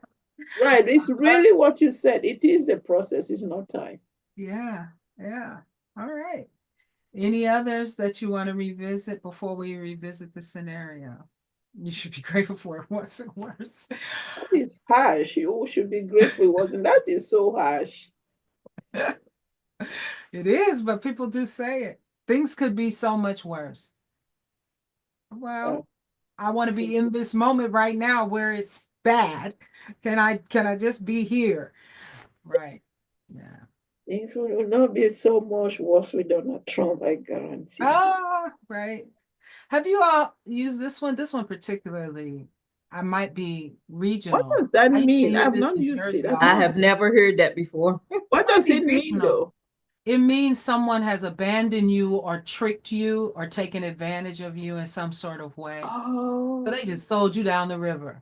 Um, uh, okay. I don't I know, I got, might use that. I like that.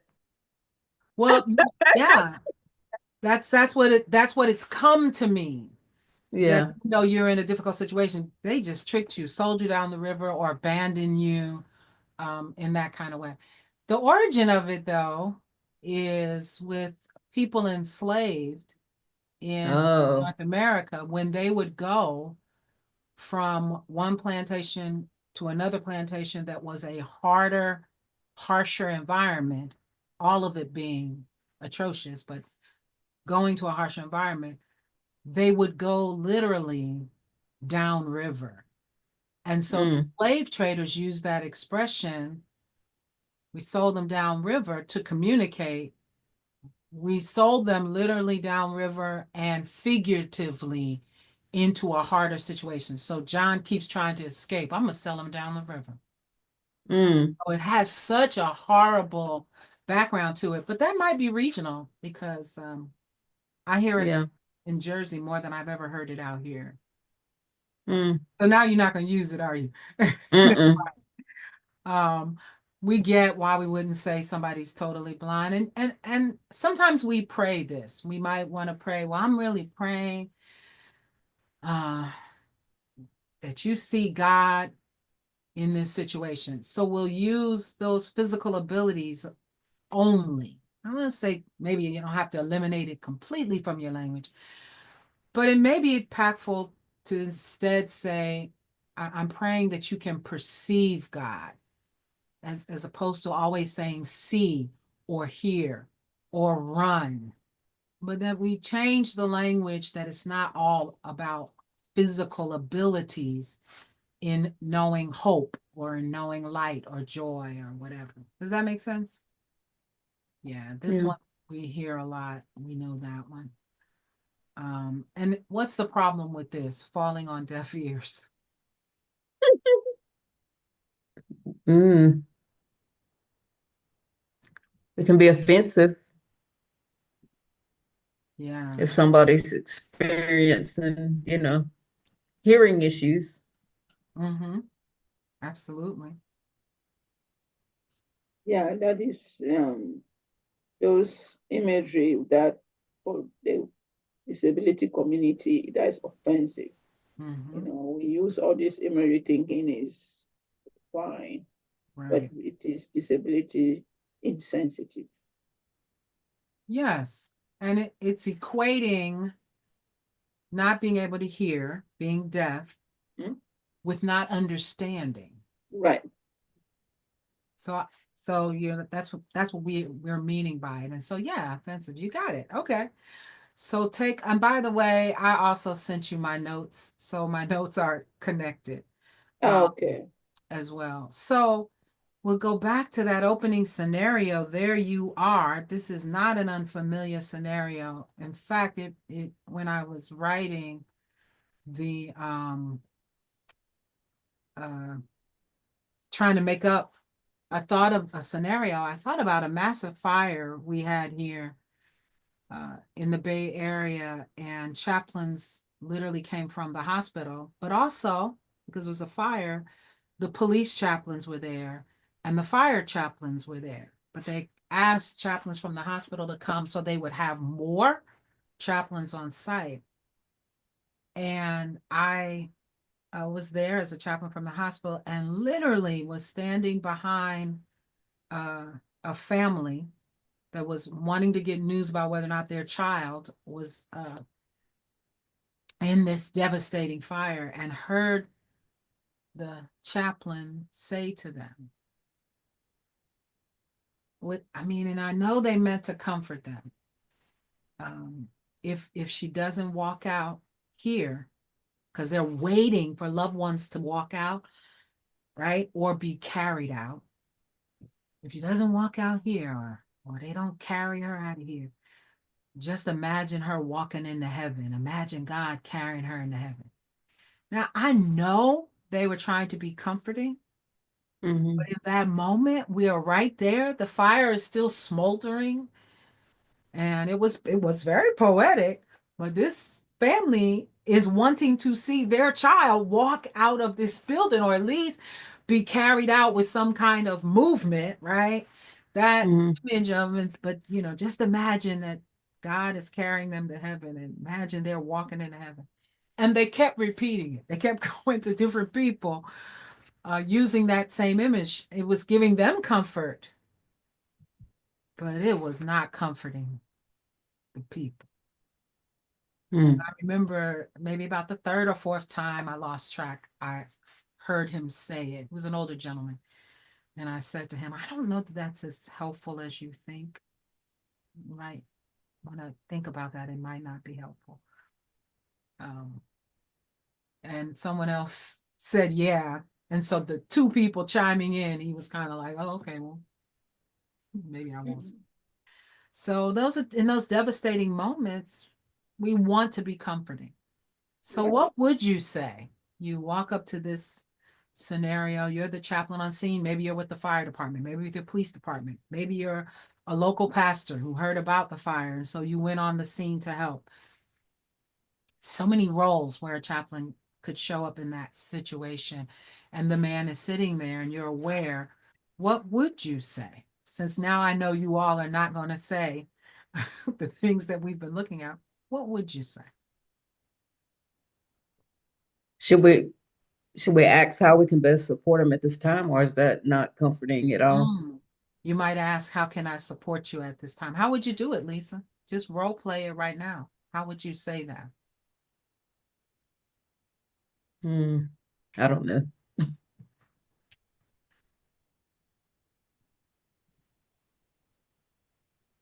I don't know.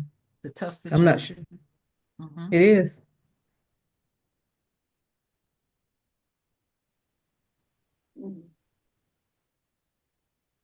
I will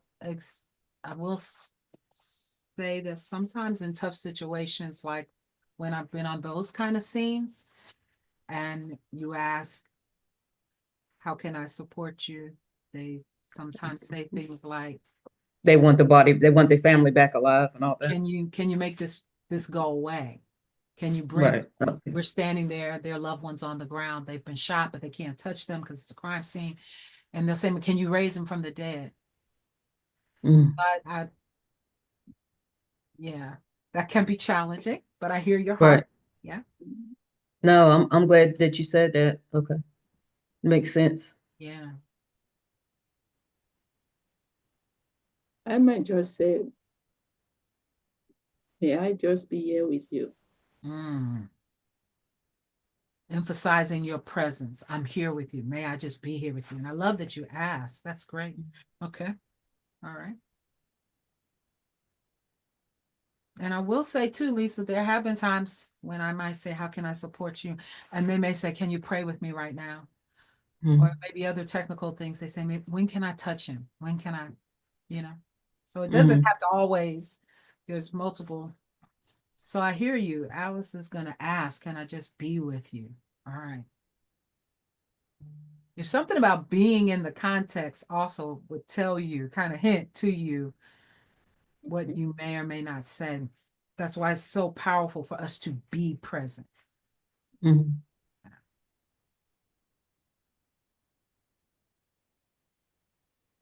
Yeah.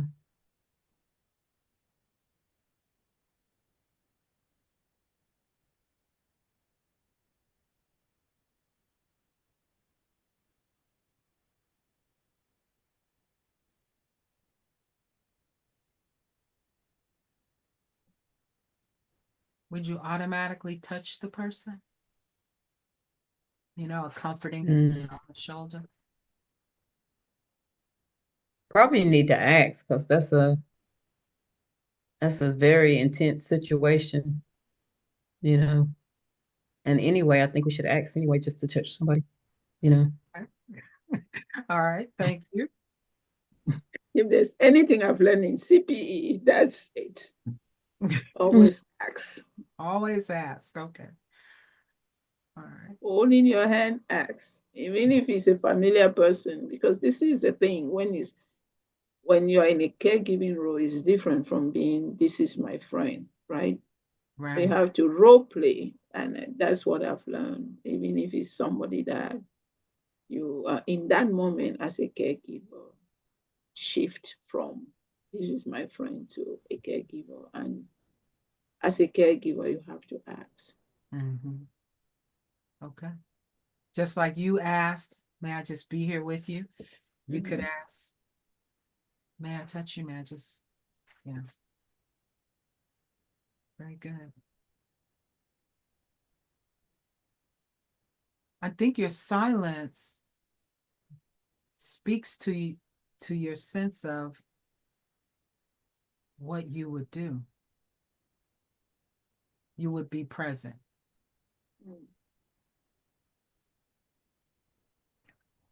I'm hoping it would be a non-anxious presence, but with a situation like that, I'm not sure.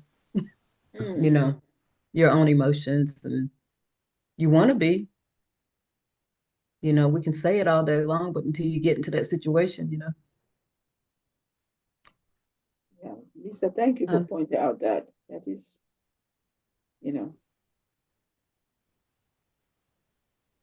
I don't know if I would be a non-anxious presence. Mm. I need a lot of training to be that Mm-hmm. in moments like that. Again, it depends what is the situation. yeah. So you might not be a non-anxious presence. Yeah, I think the present is very important. It's the first step to stay. So the next we look in the old situation, we participate on, we are able to connect with the passion of every situation, Mm-hmm. to support, to pray, to talk.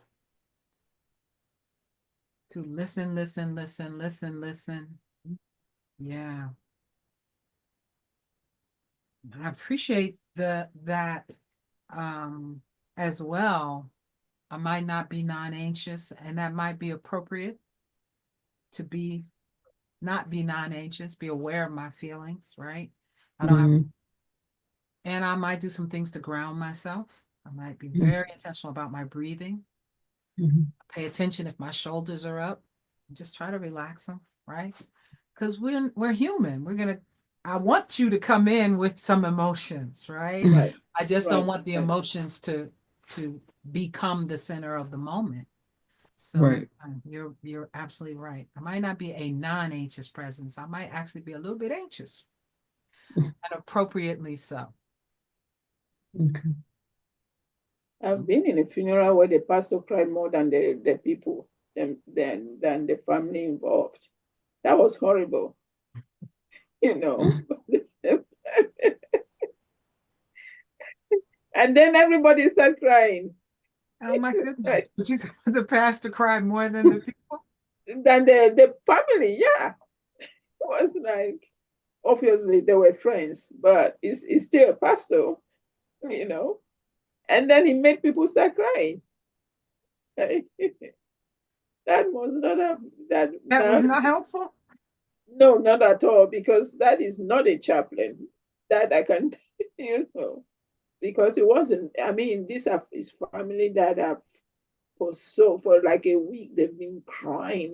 Their daughter had an accident and died, and this imagine this family going through trauma for 1 week, and it's time for church service, and then the pastor is crying more than the family. That is not good, you know. It's like for a chap, maybe I don't know for a part, and again we are not distinguishing is like in that um,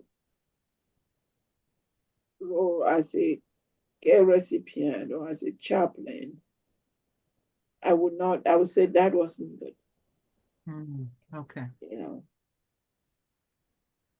because it's a not. Yeah, but did that invoke empathy from the others for people to start crying? Yes. Mm, Was it helpful? In my estimation, no. okay. I've kind of experienced something like that when I was young. Well, not younger, it's about 20 years ago. My aunt passed away, and she passed on that Friday. And I think that Sunday we went to church, and everybody, was of course still upset, and because we hadn't experienced any kind of death. And the pastor, he was like you said, he was kind of crying because he was close to the family.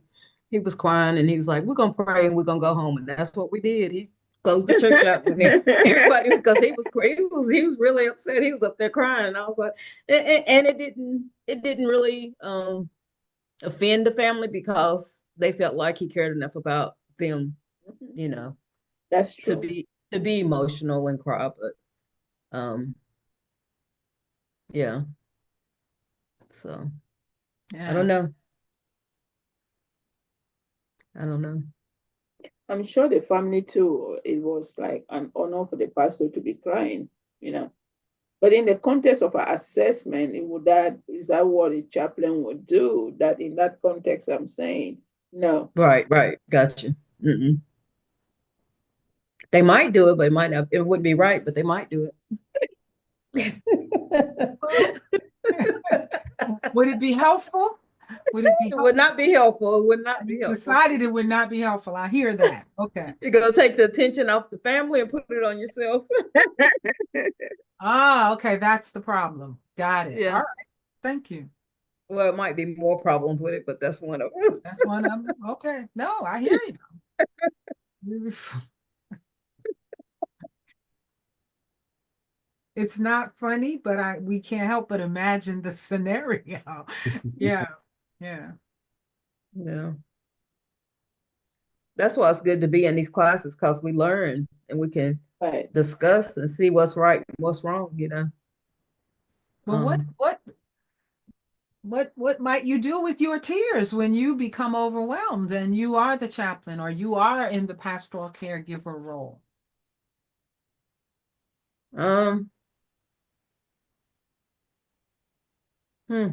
I think Marcelo had a verbatim where that happened. Mm.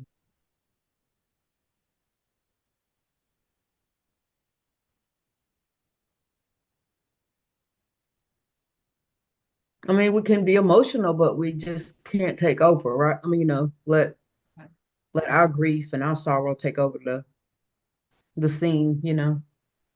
Um, and I'm sure they'll understand that, why, you've shown a little bit of emotion, but if we just allow it to take control and take Right. the focus off of them, then this just wouldn't be a good thing. Okay. Maybe we might need to excuse ourselves or something. Oh, okay. Okay. All right. That's good. We can hear Joseph saying, he would say to little Joseph, I hear you. I'm going to get back to you later. Stop it. Right? Oh yeah, yeah. That's his analogy. Yeah. He says he talks to that part of himself and says, I hear you. I'll get back to you later. And then composes himself. Yeah. Good. Good. All right. So I'm hearing you would be present. You would ask permission. You would inquire how you could support. And you would listen, listen, listen, listen, listen. And no cliches would fall out of your mouth. Oh, Well, now we're not that- saying it ain't gonna happen. Wait a minute now. We're not perfect now. It might happen. Just no, not we those can't ones. guarantee. We did not promise. I certainly don't promise that. I Yeah, appreciate human. your honesty. I appreciate your honesty. Thank you. All right. Are there any other comments before we take time for our last together self-care education and practice session? But you're going to keep doing self-care. Marcelo, were you getting ready to? Excuse me? Were you getting ready to say something? I'm not going to ask you about Oh, break. okay. So, according to the emotion, Mm-hmm. uh, feeling plays an important role.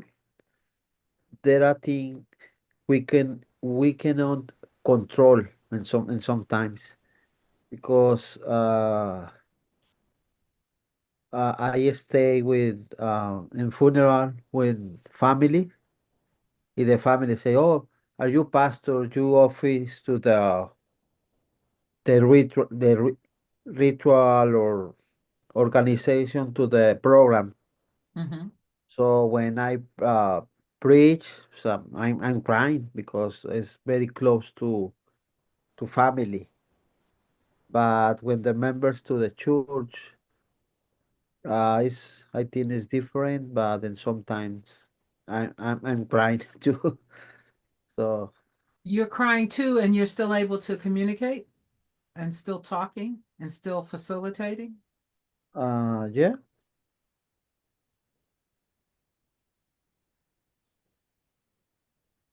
I think that's I think that's helpful. That's just me. Mm, I think it demonstrates your empathy, your impact, your humanity. Yeah. But as Alice said, not taking over and not um yeah. And yeah. it's good to hear, Lisa, that your family was like, okay, we appreciate that they really care for him. I wonder if some people are like, I really need a church today. So yeah. Yeah. Thank you. It is helpful to even think about them. And as you said earlier, we don't really know what we're going to do until we're in that moment. But this is what reflection is about. You've had a moment to at least think about it now and imagine so that when you find yourself in that situation, should you find yourself in that situation, perhaps you are able to reflect before you react. Yeah. And that's really what we're asking. So to be in that moment. Very good. Excellent. Yes. All right. After our education break, we will proceed to the didactic that Alice requested on what Gerontology, on what on yeah gerontology. you requested on gerontology, and what it morphed into was generational. Okay. So it'll be generational, kind of a snapshot, and we'll have an opportunity to talk about some of the things that I learned, and I'll share all the resources with you. And as I said, I've already emailed the documents to you. So I'll see you in 30 minutes. Thank you. Okay. Thank you. 12:40 for at 12:40 for us. 12:45 for you. Okay. Okay. Yeah. 12:40.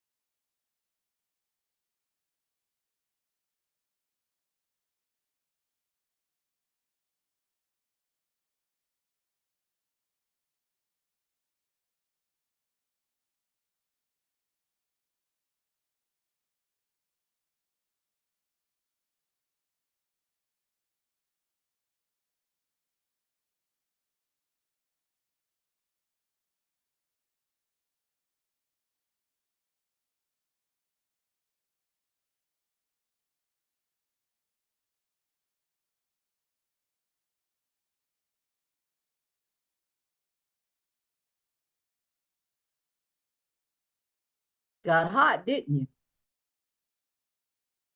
I went for a short walk, and yes, I'm in the shade. Oh, okay. I am in the shade. Help, no, enable external content. All right. That's crazy, isn't it? The design. It looks good. It speaks to the topic that Generational. my favorite CPE student with the name that starts with the letter A. Way to go, Alice. Generational. It's busy. It's busy and complicated. So welcome back, everybody. Thank you so much for thank being timely. So Lisa was always there on time. always. So Alice's request was spiritual care and gerontology, and I did kind of plunge down those waters. And she also was concerned about like the largest demographic that we're going to have in the world and even in this country in years to come. And she was concerned about what are their spiritual care needs, and the journey to explore those things ended up sort of taking me to a place where I felt it might be most constructive to offer some broad information and give us an opportunity to talk about it. So the generations by age, and I'm assuming you can see my screen, can you? Mhm. Okay.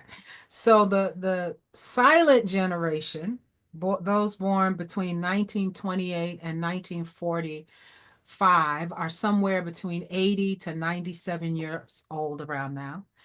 The baby boomer generation, those between 61 and 79 years old. Generation X, my people, between 45 and 60 years old, born 1965 to 1980. And then the infamous millennials, sometimes called Generation Y, 29 to 44-year-olds, born 1981 to 1996. And then Generation Z, which gets a lot of flack these days, born 1997 to 2012, somewhere between 13 and 28 years old. And then the current Generation Alpha, from 0 to 12 years old. So those born from 2013 to 2025. So where do we get all this generation language Yeah. naming from? Where does this come from that we describe ourselves in this way? To some degree, it's sort of unique to some countries and not all. But it is a growing sort of framework and tag that people use to talk about different generations and different expectations. So I want to try this video. Let me know if you can hear. And it does have a couple of commercials in it, and I'll skip them as I can, but I'm not going to be able to skip all of them. And it's a good educational resource in the future. You may find it helpful for some of your research. It's not just about saving time. Can you it's hear? about expanding what's possible. Okay, good. We are studying much. You kids and your TikToks. When I was your age, we were working in the mines. Grandpa grumbles between mouthfuls of mashed potatoes. Okay, boomer, your 12-year-old cousin fires back, eyes glued to his iPhone. Skippity toilet. And there you are frantically scrolling through job listings trying to find a side hustle to cover, well, living. But how did we get here? Why does it feel like the generations are at war? It wasn't always like this. Sure, back in the 1800s, they probably complained about how those darn 1812ers were ruining the Revolutionary War's generation's hard-fought legacy. But this idea of labeling people by generations and turning it into a culture clash, that's actually a 20th century invention. Generations used to be simple family labels until someone decided, hey, let's study this and fight about it. And now we have 7 distinct generations, each thinking they're doing things right. But why does this feel like a battleground for who's really to blame for the world's problems? That's exactly what we're breaking down in this episode. Everyone said I'd have to pay extra to earn IT certifications.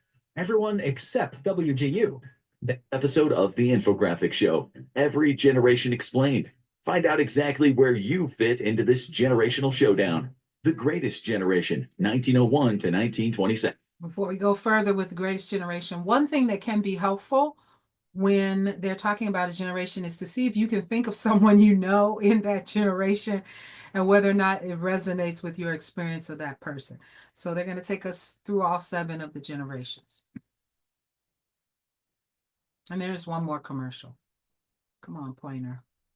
Thank you. 7. This generation was born at the start of a new century filled with promise, progress, and excitement. But naturally, history had different plans. The early years of this generation would be filled with massive upheaval, with many seeing World War I unfold and being haunted by the specter of the Spanish flu. But amid this, they saw many leaps in culture, as the Roaring Twenties took off and brought jazz and swing music to the mainstream. But with every up comes a down, and the Great Depression hit, as many of them were approaching adulthood, plunging the entire world into economic uncertainty. And then the rumblings of war started, and that's how this generation earned their name.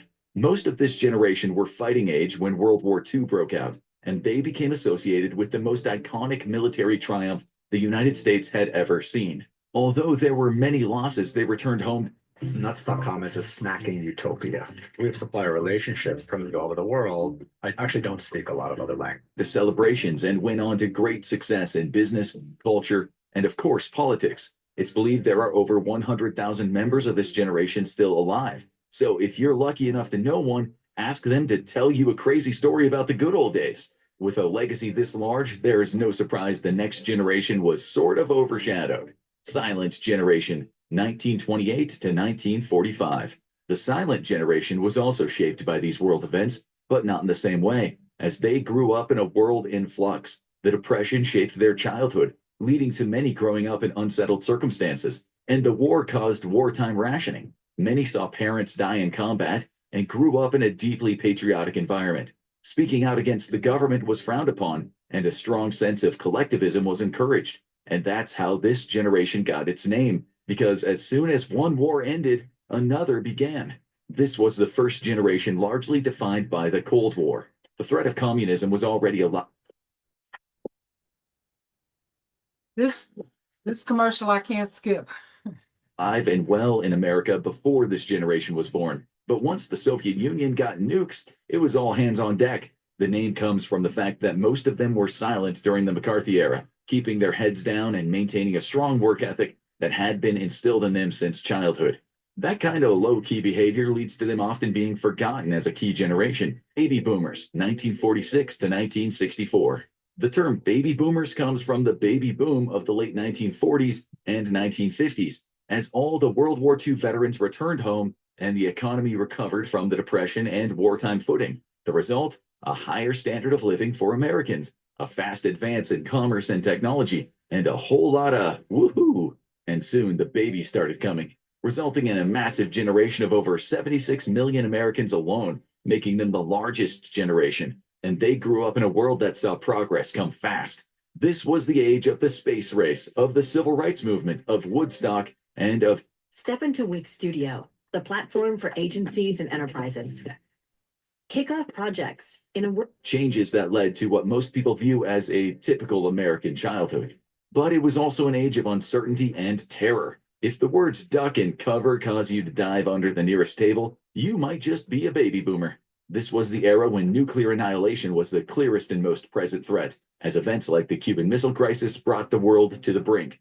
Thus, baby boomers were raised to be cautious and deeply patriotic. But this was also the era of the Vietnam draft and the massive anti-war movement that followed, something that continues in how they impact politics to this day. They've had 4 presidents: Clinton, Bush Jr., Obama, and Trump. They have a reputation for leaning conservative, and their easier road in the economy and employment rankles the younger generations. But they're as ideologically diverse as the other generations, and as they reach retirement age by the millions each year, they show no signs of their influence waning. With the boomers casting such a long shadow, is it any surprise the next generation is a little more... We're a bicycle company, but we try to utilize technology in any way we can to keep us competitive. Zen? Generation X, 1965 to 1980. Known as the slacker generation by many of the older generations, Generation X largely escaped one major trial by fire, a major war that swept them up. While the baby boomers largely fought in Vietnam, this generation saw the latter days of the Cold War as tensions started to slowly ease. The most significant war of this period, the Gulf War, was a limited conflict that didn't involve a draft, and that led to them becoming far more involved in domestic affairs and far more willing to question the powers that be. This was the era where LGBT rights became a key issue and when the AIDS epidemic swept the world. And while the world might not have been in as much danger of immediate annihilation, change was going to come fast, and much of that cultural shift would be on the TV. Today, Generation X is the most associated with not what they did, but with what they watched and listened to. This is the era that MTV came on the air, and the beginnings of the grunge movement stepped into the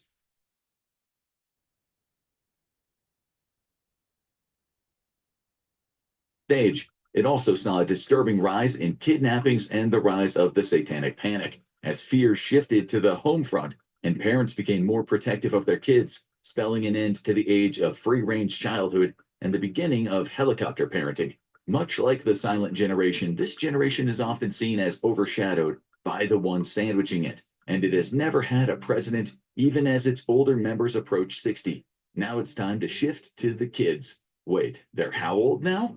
Millennials, 1981 to 1996. Coming of age as the Cold War breathed its last and a new era began, the millennials are associated with one thing more than any other: technology. This generation experienced a lot of whiplash in their early years, growing up in the era of Toys R Us and wall phones as kids, seeing the internet born as they grew up, and entering a new digital landscape as they hit high school or college. For the millennials, especially those who saw the calendar roll over to 2000 as they approached adulthood, the world seemed full of promise and excitement. Surely it was all uphill from here. But just like the greatest generation, history had its way of throwing a spanner in the works. As soon as the new millennium rolled over, chaos seemed to ensue. A near-tied presidential election with a controversial resolution led many millennials to become dissatisfied with politics. The 9/11 attacks in New York and Washington kicked off a global war on terror. And while there was no draft like in previous generations, it cast a pall over young adulthood for many. Then the 2008 financial crisis upended many millennials' career plans. This has set them back in many ways, with many living at home with their parents long after previous generations and struggling to find long-term employment. This has also led to this generation becoming highly liberal, with many of the generation's young politicians being iconoclasts, like Alexandria Ocasio-Cortez. But while millennials are often used as shorthand for young people, here's a scary statistic. The older Step into Wix Studio, the web platform for agencies and enterprises. millennials are now over 40, which means some of them are already grandparents, which means it's time for someone else to say, okay, millennial. Generation Z, 1997 to 2010. If millennials got a crash course in technology as they grew up, Gen Z are digital natives, with almost all of them growing up with the internet being a part of everyday life. They likely got cell phones at a relatively young age, and those quickly changed to smartphones, essentially giving them a computer in their pocket all the time.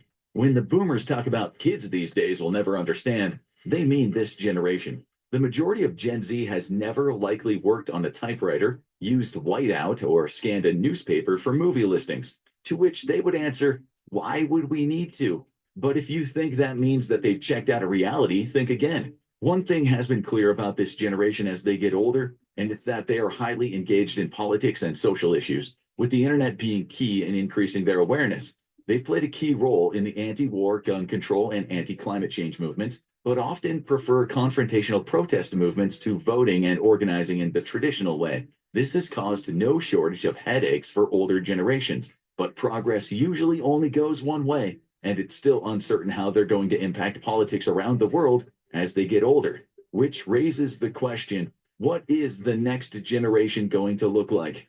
Gen Alpha, 2011 to ? How do you judge a generation that's just barely started? Well, if you ask most older people, they have no problem. Much like Gen Z were digital natives, Gen Alpha are smartphone natives, which means they've never known a world without the constant stream of information at their fingertips. This has led to worries from teachers about them having trouble with reading and attention span. as they're just so used to getting their information from short form video like TikTok. And they're growing up just as AI becomes a massive concern. But like with every generation, there is another side to that. Even more so than Gen Z, Gen Alpha is highly engaged in activism and passionate about justice. They're also the most tech-savvy generation ever, not just playing it, but creating it. More than half of American kids under 16 are members of Roblox, a site that allows them to code games. But they're growing up in a world that's more unsettled than it has been since the Cold War. And many older people are worried about these kids getting radicalized in both directions. And as they enter high school and college, we'll see how they start influencing the world. Which is to say, we should expect some more dinner table arguments. Want to learn more about one of the biggest Gen Alpha obsessions? Check out Skibbity Toilet Explained. So this can be a helpful educational tool. That particular, and the information's on your handout website, because their stuff is pretty good. So that's a big view of the generations. And a lot of it I really resonate with, thinking about my nieces. They don't know a world without computers. A young man in my church Sunday, he said he knew Obama as president for 2 years, for 2 terms, and then his image of presidency is that it's open to everyone. Like he had no sense when people were talking about the good old days when they elected the first Black president. He was like, there weren't more, that because it was so normalized for him. So it helps to think in terms of generations, as you already know.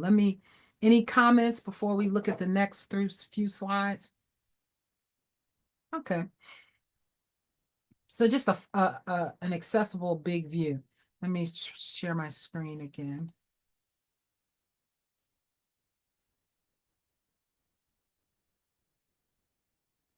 I love how today I cannot seem to find my screen.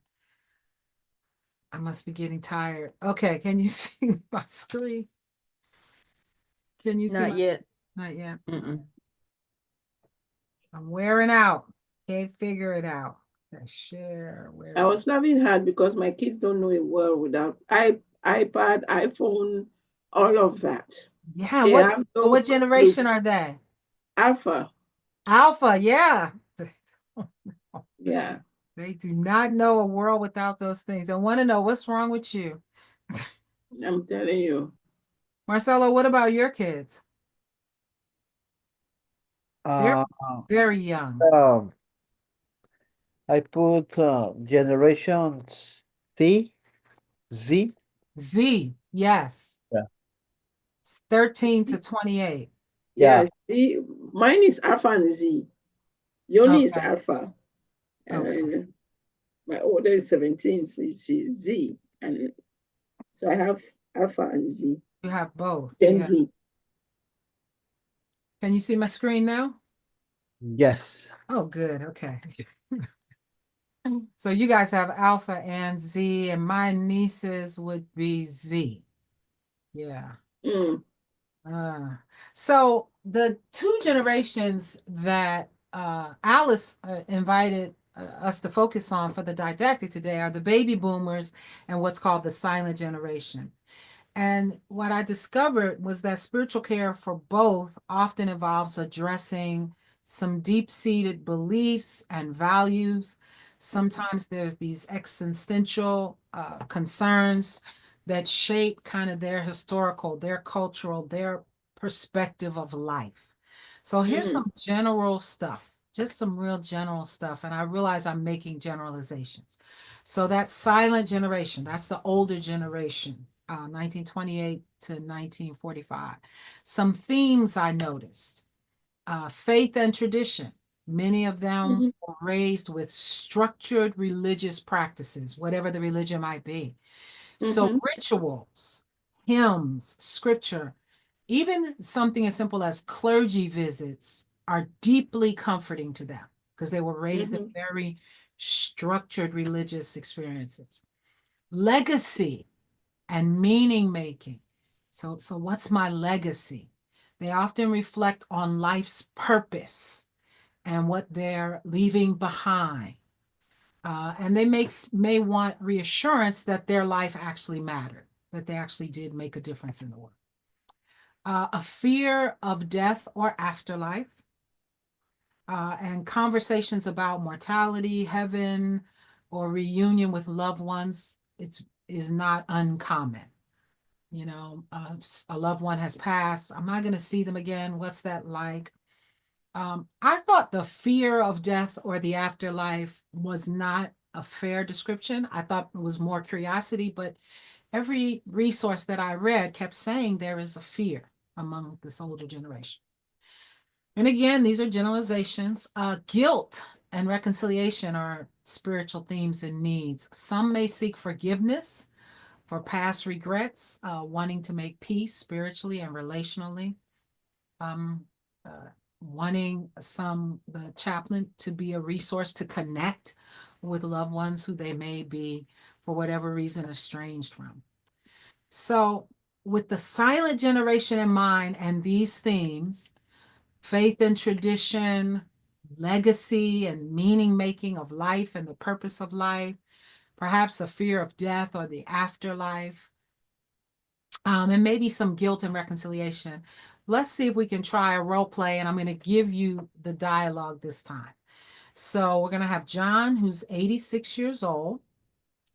Someone will need to play John. As mentioned in the video, retired Korean War veteran, so this is someone who has experienced war, is receiving hospice care in a nursing facility. He has always been reserved about his emotions, and those close to him say he rarely speaks about his personal struggles. His wife passed away 10 years ago, and he has an estranged relationship with his son. Recently, his health has declined, and staff has noticed him becoming restless and withdrawn. His nurse believes he may benefit from a chaplain visit. So that's your background. The context is the chaplain enters John's room, where John is sitting quietly by the window, just staring out the window. And we're going to role play, and I'm going to give you the dialogue. So who's going to be the chaplain?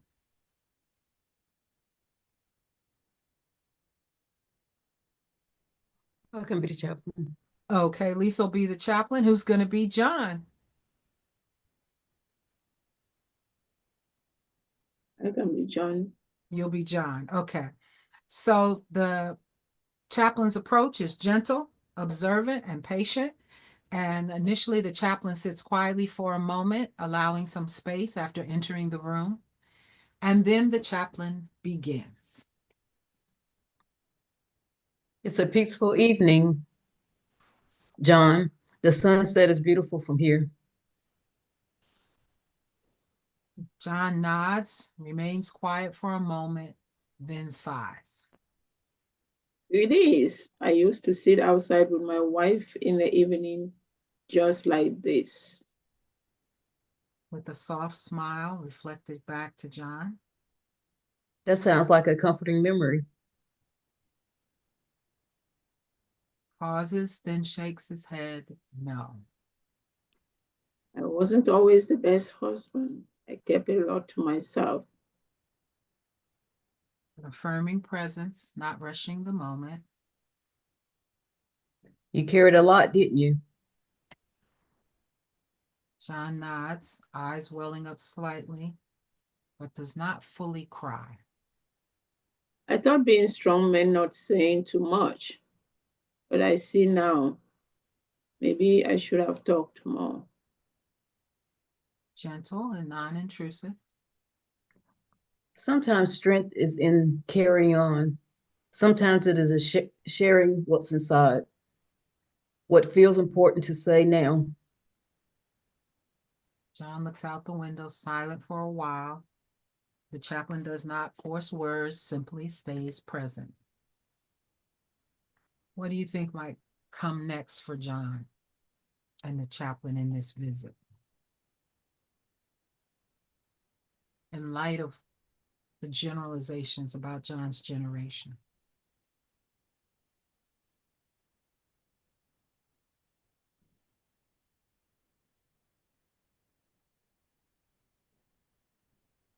Well, he gave John he's given him an opportunity to say something if he wants to about, what might come next, what might happen next if he spoke, Mm-hmm. So since he recognizes his shortcomings in not talking, maybe it'll give him an opportunity to open up and feel better.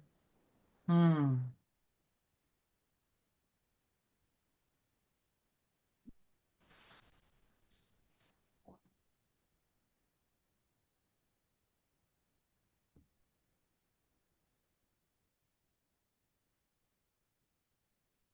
Anything else you notice in the dialogue?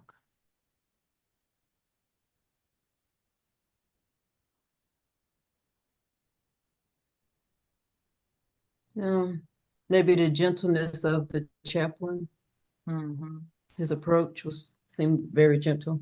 Mm-hmm. At one I point, don't the see. chaplain got it wrong too. Mm. What'd you say? What'd you say, Reverend Donna? At one point, it seems like the chaplain got it wrong. Said, "Hey, that's a comforting memory," and he was like, "No, Oh, I'm a good husband." But right. that's okay. That's okay because Right. it gave way for John to keep going. Right. Alice, what were you getting ready to say? I didn't sense a lot of emotional vulnerability. Say more.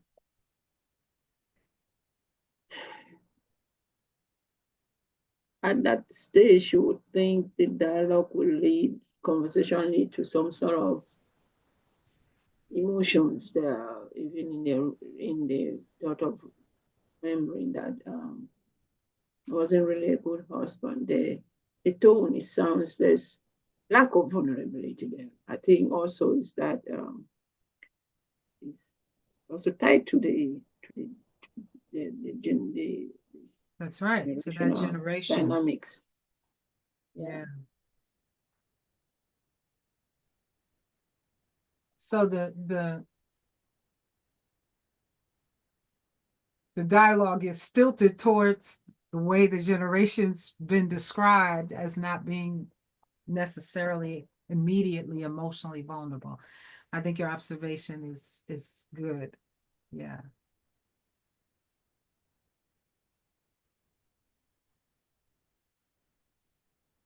Do you think John has some guilt about his silence or just guilt, period?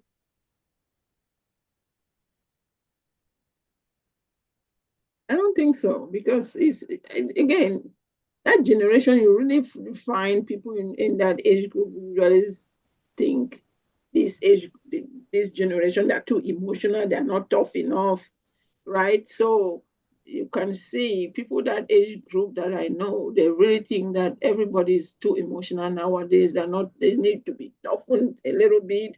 So with that in the mind, then I would say no. It's like it's more not burdened than feeling guilty. It's not really.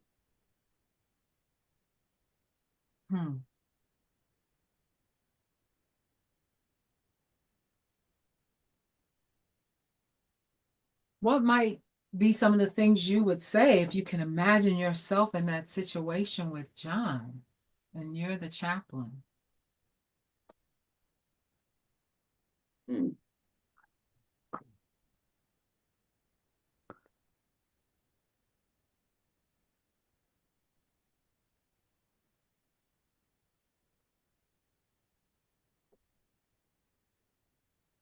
I might continue the conversation because they're silent in the end. He didn't say anything. To maybe ask, would you like to share how you're feeling right now? Mm-hmm. Yeah, what do you want to say now? It is different than can you share how you're feeling right now? That's good, powerful. Yeah.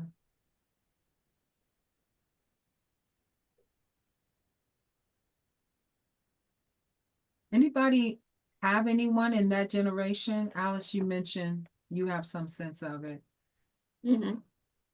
Yeah. Yeah, we have somebody from church. Actually, not just one person. We have like 3 of our members who are in that, and they're always the one thinking this generation is too It's emotional. too emotional. They are not tough enough. In those back days, we took a lot. You have to be tough enough. Everybody is, yeah.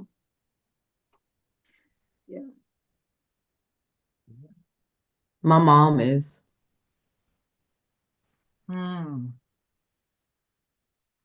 Did you see any of the generalizations that are true for your mom?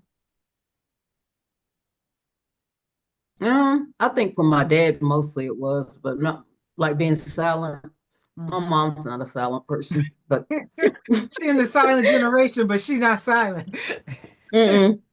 But my dad, he was, and my brother took after my dad. He's just like him, so yeah.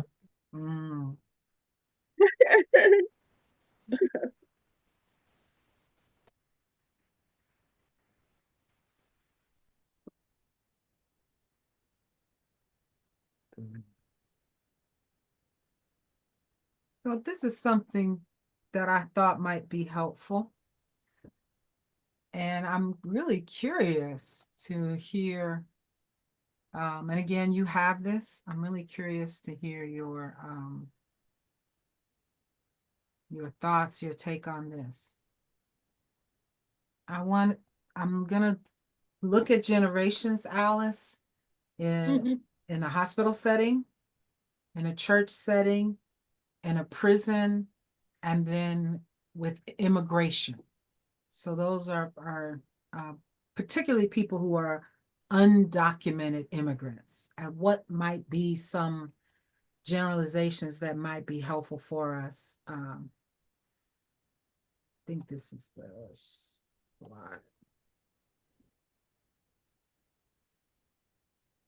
Can you see that? Yes. Is it large enough? Okay. Nope. Make it bigger. You can't see it? Please make it bigger. Okay, thank you. Okay. So again, you have this document. So in terms of hospital chaplaincy by generation, a generalization, baby boomers, frequently patients due to chronic illness and aging, and they require spiritual care around end of life, grief, and legacy stuff. And there are all sorts of ways to help someone think of their legacy. Gen X has rising health challenges. They're often the caregivers, and they need support in the stress, the grief, and sometimes reconnection with comes with being caregivers. The millennials in the hospital setting with chaplaincy are often present mostly for maternity, followed by mental health issues or acute care, broken arm, broken leg. They value non-judgmental relational care. So what? I broke my leg smoking weed, trying to ride on the roof of my car. Don't judge me, give me some support. Gen Z increasingly hospitalized for mental health. They're the generation that often seeks authenticity, emotional safety, and spiritual openness, meaning they're I'm not religious, I'm spiritual. And then the alpha, they're present, obviously, in the pediatric setting or as children of patients. So they're there. And chaplains should try to support the whole family systems, which happens to be what our third unit is about. How do you support the family systems? See if this resonates in the church context. The baby boomers are declining in number, but still active in leadership and giving. The Gen X's have a stabilizing influence after under-acknowledged leaders. They kind of get stuff done, but don't say much. The millennials are skeptical of institutions. They're responsive to authenticity, but are very much interested in justice-rooted things. and spirituality. Gen Z, not in the church too much. They're spiritually curious, but distant from churches. And then the Alpha generation, they're being formed now. Their engagement depends on their parental participation. And they are more inclined to do something if there's digital accessibility. In the prison context, the baby boomers are heavily focused on legacy and end-of-life care.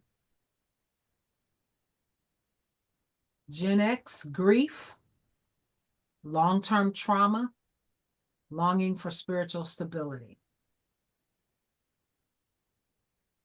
Millennials, a lot of shame, a lot of identity rebuilding, and restorative justice. Generation Z, trauma, trust building, and mentorship through creativity. And then again, the Generation Alpha, primarily affected as the children of incarcerated parents. Mm.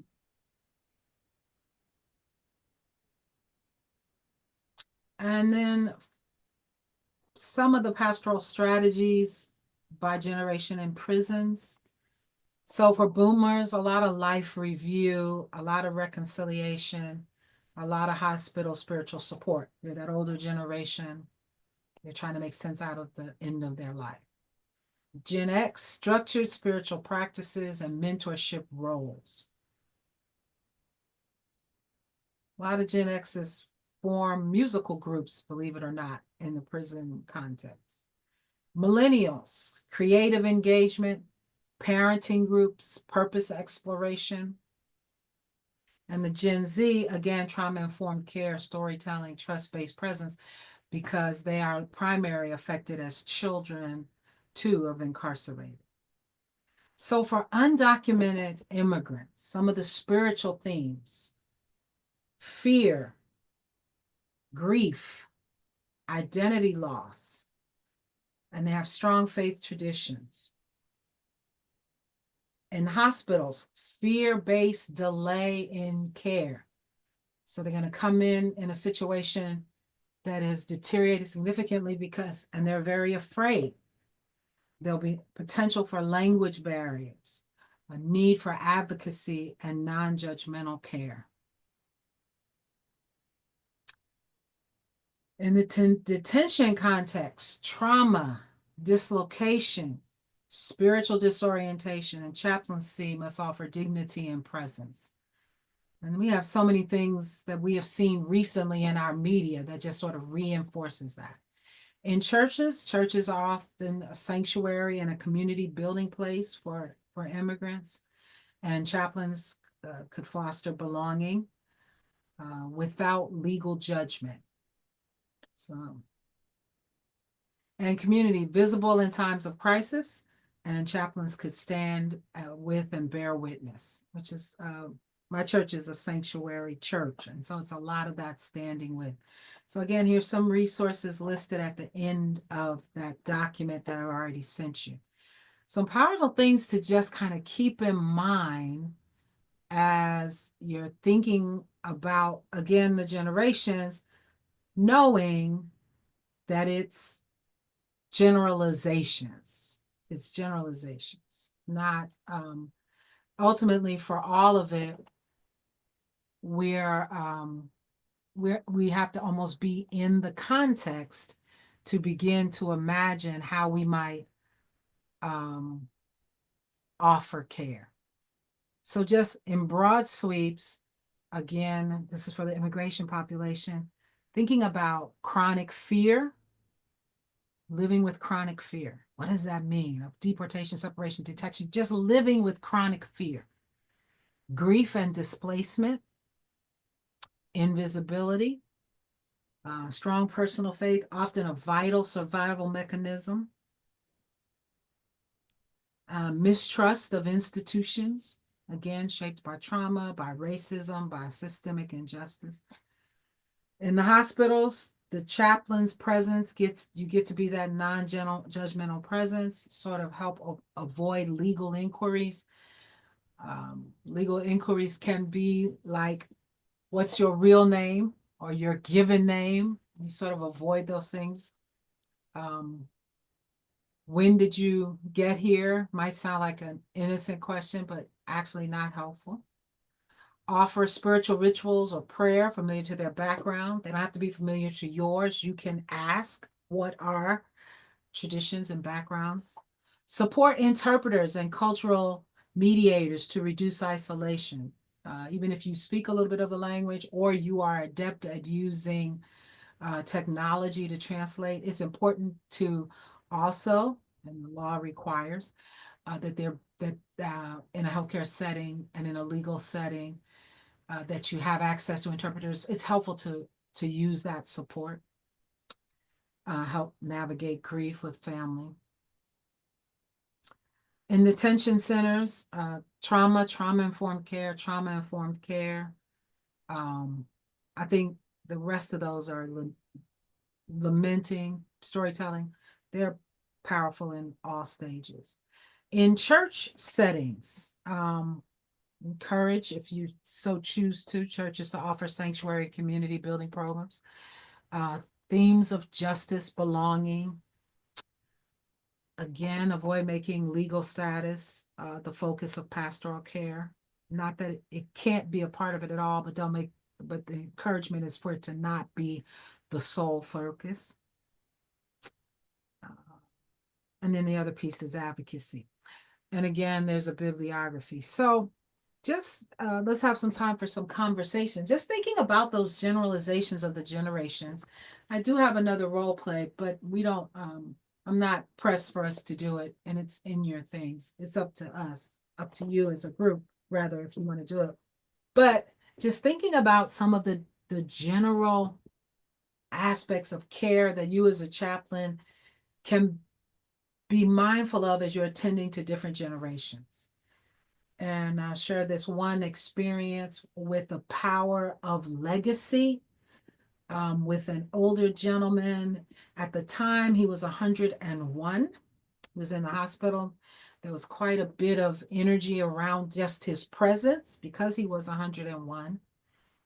And I experienced a lot of staff and their enthusiasm to meet someone who was 101, not realizing that they were actually a burden to him.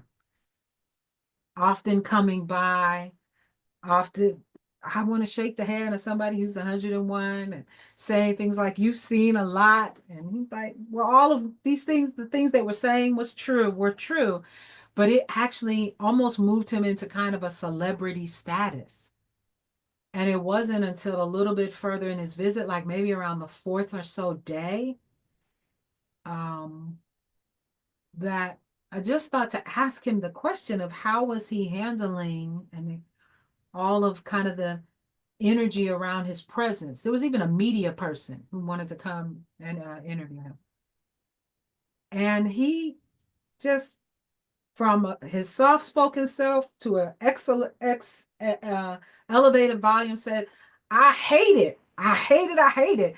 And he said it so loud that staff kind of peeked in to see what is the chaplain in there doing. But he hated all that tension centered around his age. And for legacy, what he was focused on was whether or not he could reconcile with his youngest son, who he was very disconnected from. He wanted the legacy of breaking what he saw as a cycle in his family of fathers being disconnected from sons. And he hated all that attention. He didn't want to talk about, so what? I've seen, because they could name things. You saw Buffalo Nickel. He's like, yeah, so what? Right? But he wasn't excited about all that. And his focus was he wanted to try to reconnect with this son. That he wanted reconciliation to be his legacy. And it was powerful to just come alongside him in that journey of trying to connect him with his son. Unfortunately, we're not able to do so, but just the the journey of focusing on that. So what's some things that come up when you see that list, you think about generations, you think about your giving spiritual care, looks totally different across generations. And it pulls different skills out of us. So I actually think I was more comfortable with the 101-year-old man than I've been on units with teenagers. When I know I'm going to see a teenager, I'm like, okay, here we go. It's a totally different experience. So what's your thoughts? What are you thinking? That was immensely helpful. Thank you so much. I think, it did really helpful to give it this generational. It's not just one generation, but the generational. And it's really striking that Gen Z and Alpha moving forward will have to do with a lot of mental health issues. That generation is really a generation that mental health becomes the central care given. And I would say, I didn't even think about it in those terms, in terms of these generations. But when I look about all the caregiving persons I have from that generation, it's all trauma, mental health. It's all centered around that.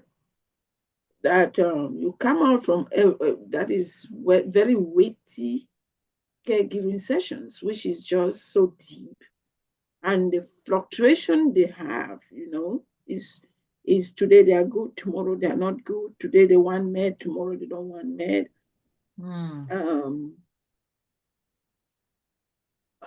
Gosh, it is. I was thinking, gerontology and the aging population. Yes, it's true that statistics they are going to be massively the area where caregiving will really, because there will be more in number than babies being born. But now I'm really thinking Gen Z and Alpha, and moving forward, even whatever new generation we have, mental health is becoming a central need. Yes. And an area of real concern. Right? That a baby boomer looks at this generation, I'm like, I don't know. It's like this, they are too weak, that they can't even take care of their mind. They're too soft, they're too emotional, they are too, right? So you feel that generational conflict in terms of, but my question fundamentally is why? What is it that this Gen Z and Alpha, what is it with this generation moving forward? Is it too much, they are too much on the screen, the social media, because the thing is, if you don't do a root cause analysis, you cannot really give care, because care, the whole process is to open a path towards healing. But if you don't know what is the root cause, then what is it with these two generations? I'm just bringing it up because it's striking in the presentation you just had to see how much their problem is mental health. And that Alpha generation and that Gen Z, they're actually going to be the largest. But over the next 10 years, that's a fascinating question. With your spiritual assessment, obviously the context, as we have said over and over again, and the situation will determine so much. But that being aware of this generation, also can inform your assessment. And it definitely should inform your intervention, what you do. Yes, that's good questions. Good question. I'm glad I don't have to have any answers, but any other thoughts about that? Yeah. Yes. Yeah, I think it is difficult to connect with another generation. Mm. Um, each each generation has its own way, the understanding its support process, because for example, in my generation, I tried to um, express my experience with the other generation, but the other then the new generations is not interesting um in my experience.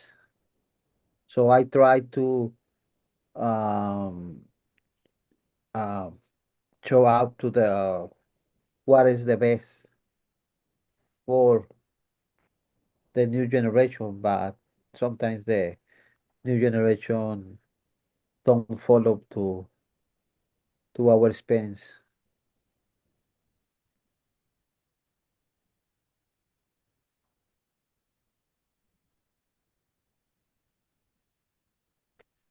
Yeah.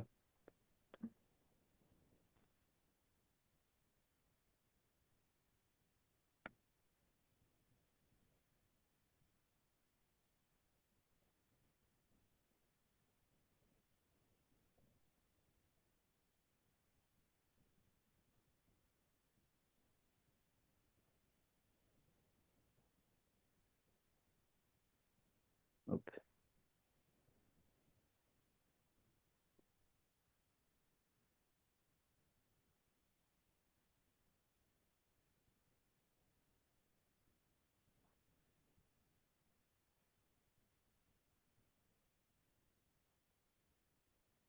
One of the things that your comment made me think about is appreciate that probably every generation in some degree is like that. Not really taking the advice of the previous generation. And the comment about mental health reminds me of how important it is to destigmatize mental health and to really think of mental health as health, because we have so many stigmas about mental health. And so we as a chaplain may find ourselves often in that role of advocacy, and certainly of addressing stigmas. Now, we may not be educating about the mental health diagnoses, but we certainly are going to be in the role of having to address the stigmas. Um, when it said that the last two generations are gonna have the greatest mental health challenges, but I think all of the generations had them the or alcohol or just anger or whatever. I mean, and plus the fact that it went well in my house, in my household, I guess in my community, you don't go and get help. You don't tell people your business. You keep it to yourself. You know, that's what I've always heard. And that's what I did, What turned it for you, Lisa? Turned it for me. One of my teachers,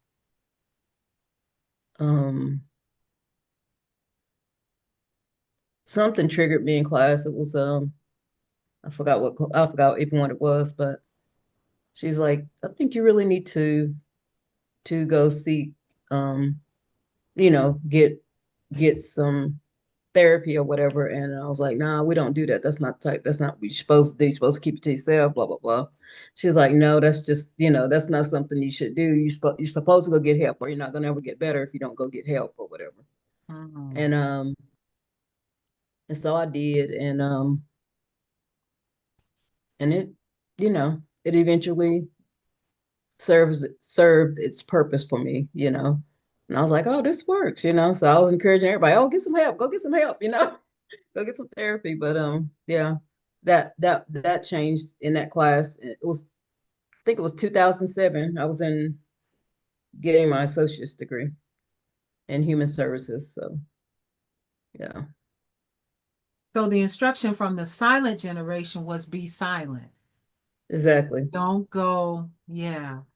And so Mhm. you're that next generation, and that's powerful. Thank you for sharing that. Yeah. Yeah. I don't know that we'll ever know the root cause, Alice, but I just think being aware is so helpful. That that Right. there may be this resistance to even having therapy. And I know I'm recalling one of your verbatims when you encouraged someone, say, hey, you would do well to consider getting therapy. That's a direct confrontation, a judgment, and instruction. And you can sometimes frame it, have you ever thought about it? And then you get to meet and hear what their resistance is, and it may be a chance to address a stigma about it. Yeah. Yeah, there's so much resistance though for the Gen Z and most likely Alpha. So Lisa, don't you think mental health and trauma is something across all generations, to be sure, but don't you think there's a heightened emphasis for this I call the social media age children, that there's a heightened mental health problem among that generation than other generations? I don't know if it's hard. It may be, but I'm just thinking about back to some of my childhood and the people in my childhood, my cousins and different people. They could have definitely benefited from some mental health care. Um, one of my cousins, both parents died, and she never got the care, and those effects are still bothering her to this day. But I just think it was just they just didn't get the care that they need then. So it wasn't, I guess, talked about enough, but now it's talked about, well, they got mental problems, everything they do, everybody's got a mental problem, but I don't know, Yeah. I don't Yeah, know. I think you say something is this, my generation is like a stigma, especially from my social location, right? That if you say you talk about your trauma, you talk about your mental health, you're essentially telling everyone you are too weak. It's like, let's not talk about this. The generation that say, and especially in the context that says, let's not talk about it. So people are dying in secret. People are really dying. And when they come to, like my mom is a traumatized person, abused person, that in Cameroon, she never ever talked about it. She internalized it. Her pastor told her, go and be more obedient wife. She went, but when she came to the US, that is when she started speaking about her trauma. But in the context of Cameroon, she will never have talked about it because it's a no-no to talk about that. So a lot of people, yeah, you're absolutely right. A lot of people internalize, they need mental health care, but they never talk about it because for me, the context doesn't allow that. Now, the flip side is my daughter's generation, they talk about it every day. The least thing we tell a child to do something is like, I'm not feeling well, my mental health. I mean, it is like they talk about it. Everything is about mental health to the point where you say, is it really mental health? Right? Or is an escape route for, at least for my girls, sometimes they just don't want to be bothered. And then they say they're not feeling well. You are now affecting my mental health, mom, because you say the child should clean their room when they are not. I mean, it is right. So it is extreme talking about it. Maybe it's good. I don't know, but it's exaggerated. At least for my kids, it's exaggerated. So am I judgmental in saying it's exaggerated? Yes, because sometimes they just don't do one. My daughter woke up this morning, my 17-year-old, she didn't want to go to school. I wake her up, alarm wake her up. She told me she's not feeling good. But yet this girl was playing computer until 1 a.m. She was on Roblox, playing that thing until 1 a.m. But she doesn't feel good, So again, it's just I don't just know. That's what I'm saying. Is it social media the problem? Or I don't know what the problem is. I wish I figured out. I do hear some judgment in there. It's very just for my kids. For my kids, yes, very judgmental. Because I really don't know when it's serious or not. I don't. Yeah. Yeah. I think it's so helpful though that they even say something about my mental health. Like I can't imagine having said that as a child. All of them say that at church. That is the age group I teach at church. All of them say that. Wow. Yeah. Yeah, I've heard them say I need a mental health day. Oh my goodness.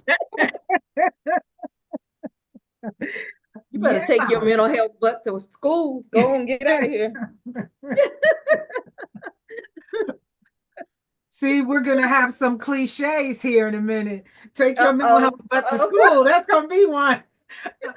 It's a self-care day because you heard me. I need self-care, so I use that word to say it's my self-care day. I need to take care of my mental health. We gotta be careful. We gotta be careful. Oh wow, yeah, that is something. Yeah. No, they're exaggerating. My kids are exaggerating it. My kids at church are exaggerating it. But how do we know they're exaggerating? Because it's an escape route. For them, it's an escape route. For my kids, yes, and I can't really figure out when they're serious or not anymore. Because the mental health talk comes when I'm trying to compel them to do something like go to school, get up and clean your room, things like that. But their mental health is fine during the day when they're doing something else on their laptop or their iPad. The mental health is no longer a problem.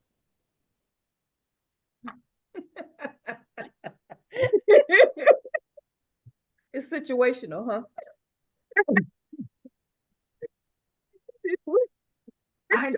But I think there is a level of sensitivity that we need here. I don't have an answer. I'm just curious about how to appreciate the seriousness of that. I mean, can it be I need a mental health day, so I can't clean my room right now, and it's not good for my mental health? No, not for my daughter. I know how to wear that. No.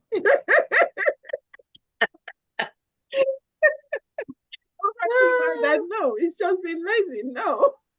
See, are you sure? Is that the right assessment? I need to use pastoral care to my daughter. I just have to be a mom. Understood. No, those girls, I know them too well. No. Did she go to school? Yeah, I made her go to school. That was a rhetorical question, right? Yeah. I go to school. You see, there's that generation now. All those girls at church who are like high school, they just don't want to go to school. They wake up, stay home. So my friends at church, they're telling me, please talk to them. Can you go and talk to them? They just don't want to go to school. And it's all attributed to mental health. You don't think there's something there?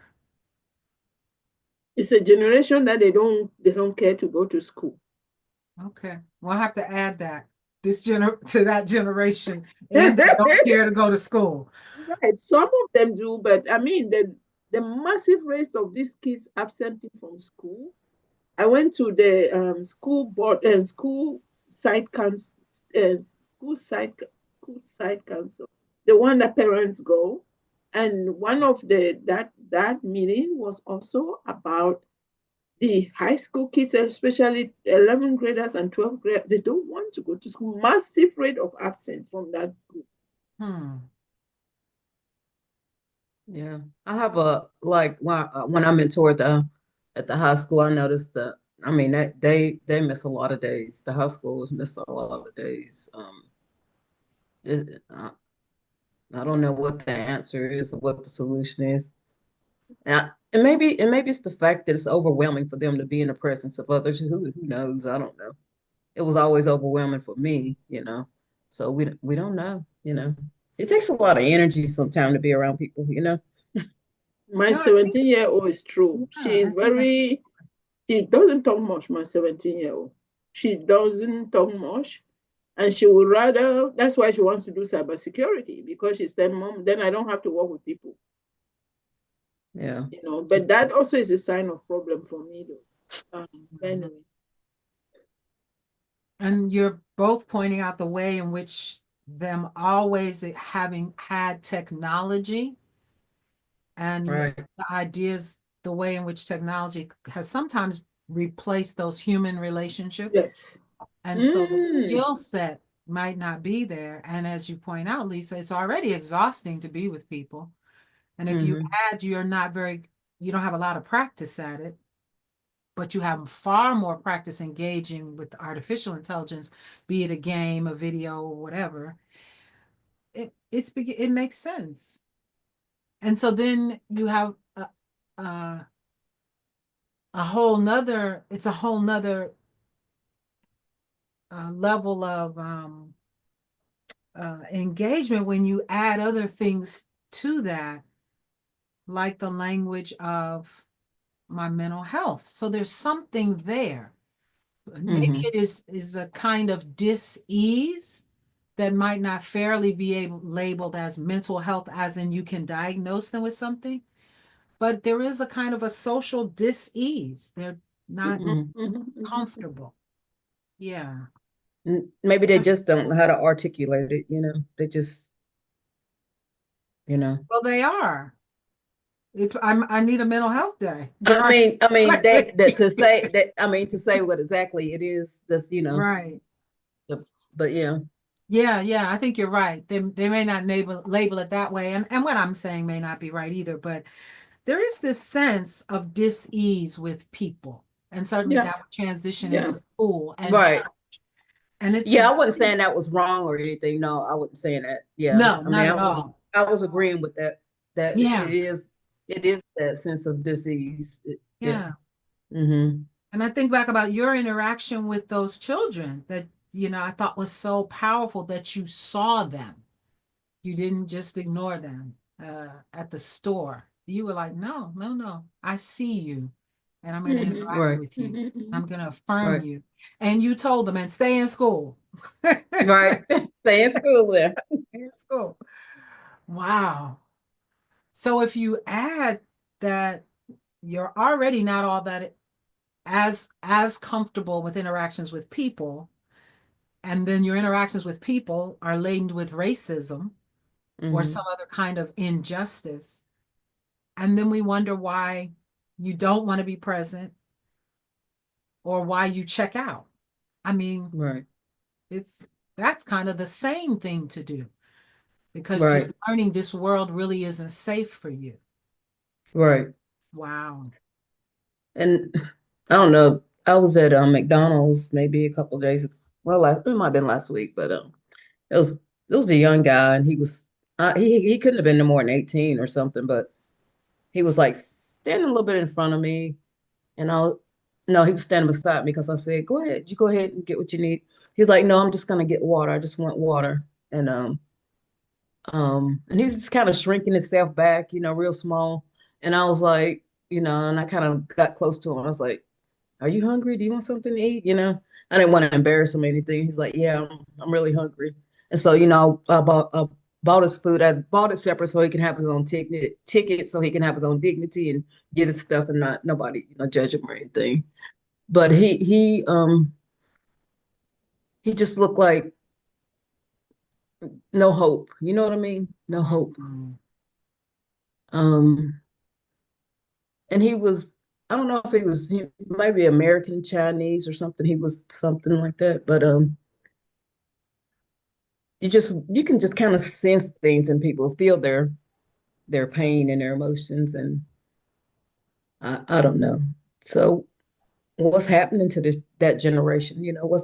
What's going on? That they don't have a place to live. Yeah. Yeah. But McDonald's is always full of, you know, people who are unhoused or whatever. So Oh, really? the one here, because they get shipped in here, but so I just went and got some gift cards and I was giving them out to people. Because we got some funds in the church. So I was like, if you're gonna use it for anything, use it to help somebody. Right, right. Um, and let people maintain their dignity. Don't be all loud and trying to get credit for something or, taking pictures and all that stuff. I don't Right. like that. That's not helpful, No, that's true. you know.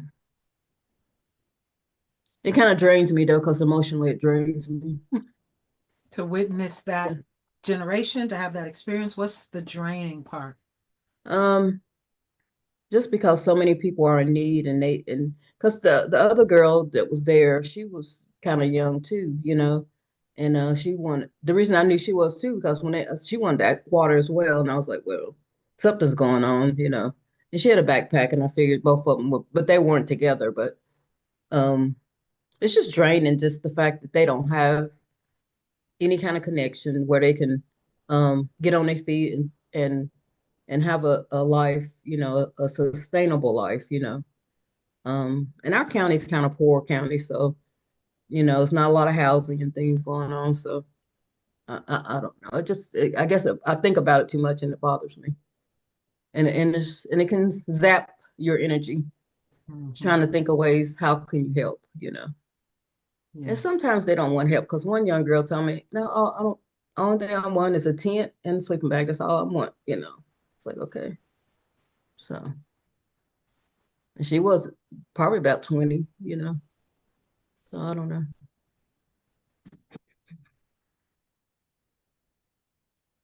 Sorry, I didn't mean to get off the subject. No, but it's very helpful. Very helpful. Yeah. Thank you, Alice, for making me think in terms of generations. Mhm. No, Yeah, this it's was been very very helpful. Yeah, it's very helpful. So thank you for that suggestion. Yeah. And more to come. And as we consider looking at family systems, it's a good framing. So I appreciate it. I do. Can you come back at 5 minutes after 2 for our final session? Will that work? All right. I'll see you 5 minutes after 5. 5 minutes after 2, Alice.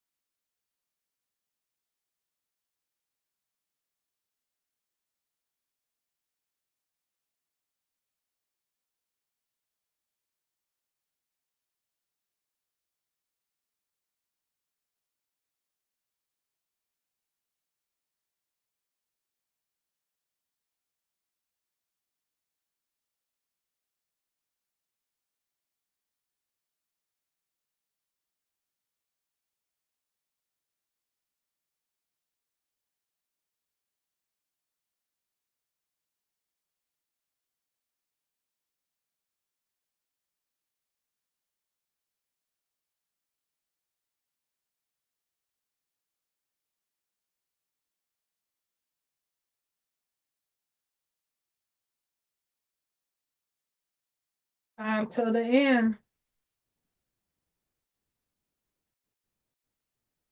What'd you say? I said you're right on time. All the way to the end. Oh,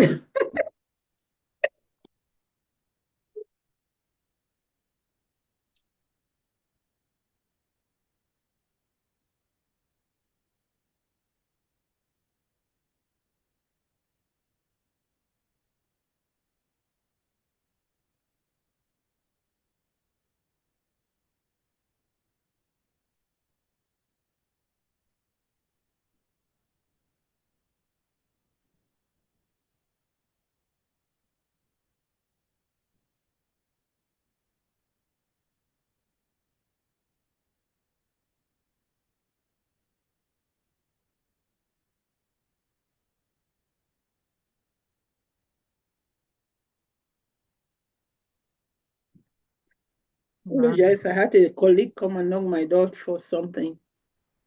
That's right, you're at I work. thought I was the only one here grading. I just found that 3 other colleagues are also grading from their office. Ah. Well, I'm gonna propose that if we have any logistical stuff, we take like 10 minutes at the end to sort of go over those things. If we do that, are we okay with that? If we have any at this point, any questions? And so okay. it's your IPG group. What's up?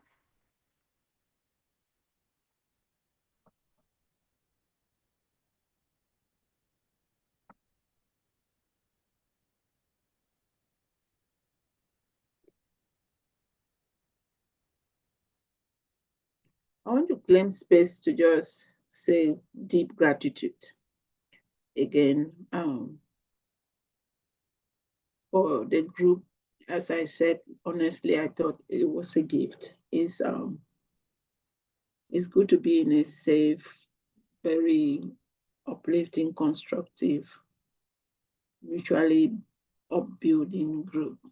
And I'm just grateful. So that's all I have to say. And Donna, thank you so much for being an excellent teacher.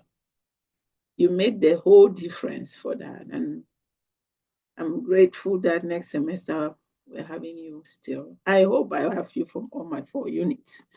So we'll see. I'm going to accommodate my time to make sure that happens. I'm saying that already. Yeah. Thanks to every one of you. Lisa, thank you. Marcelo, thank you. Thank you. You have definitely enriched our lives and helped us as well. So I really appreciate you and Marcelo and Reverend Donna as well. You guys definitely, I think CPE was the best decision I ever made in my life. Amen. Yeah, yeah, definitely. It Yeah. helps you be a better pastor and better everything, even in life with your family, it just helps you be better. So, yeah.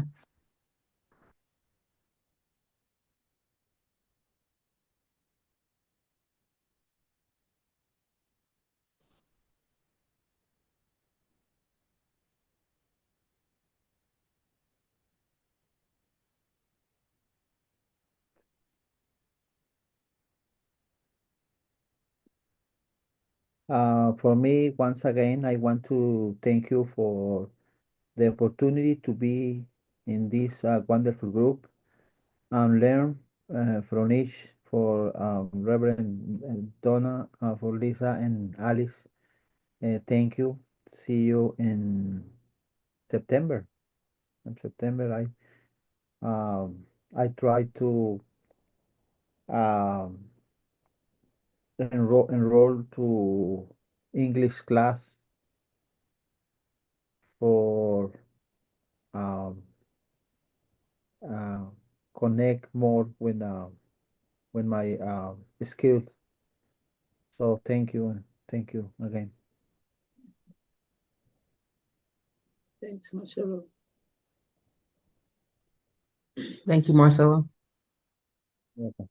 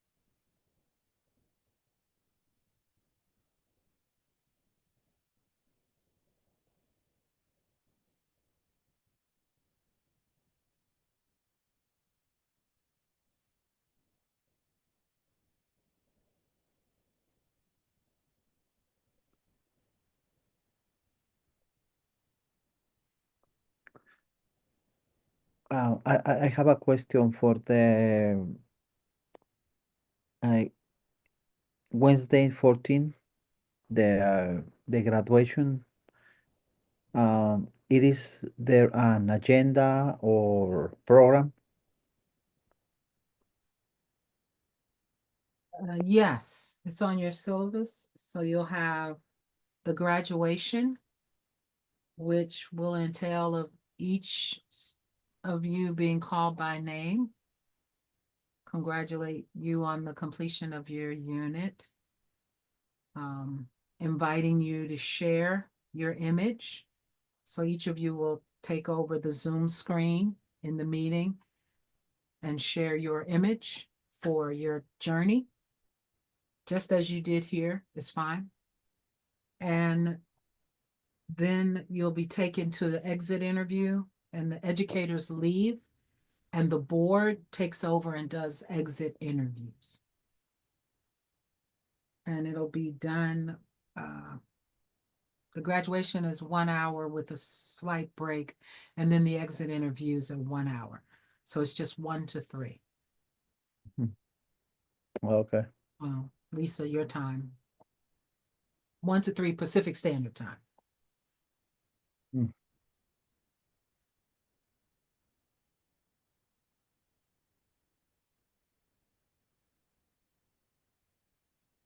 So this is our final time together with each other. This will be the end of this group. So I'm real curious about where you are right now, where you are in this moment.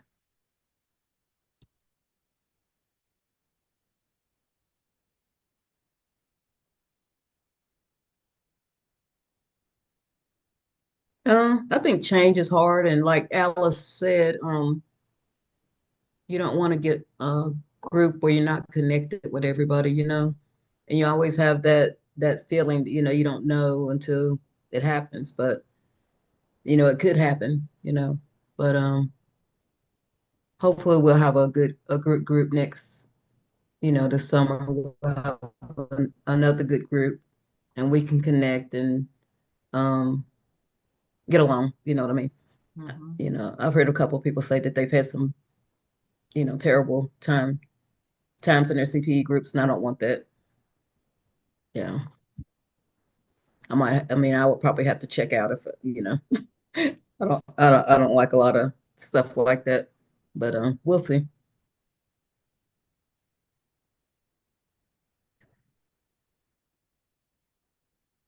So I totally agree. It saps energy in you completely. So. And my girlfriend, as I said, she quit after 3 weeks. Yeah, and she claimed mental health too. But she's not Gen Z nor Alpha generation though. See, I knew we were going to have some trouble out of those generations categories. So I'm noticing that when we've been towards these end kind of moments,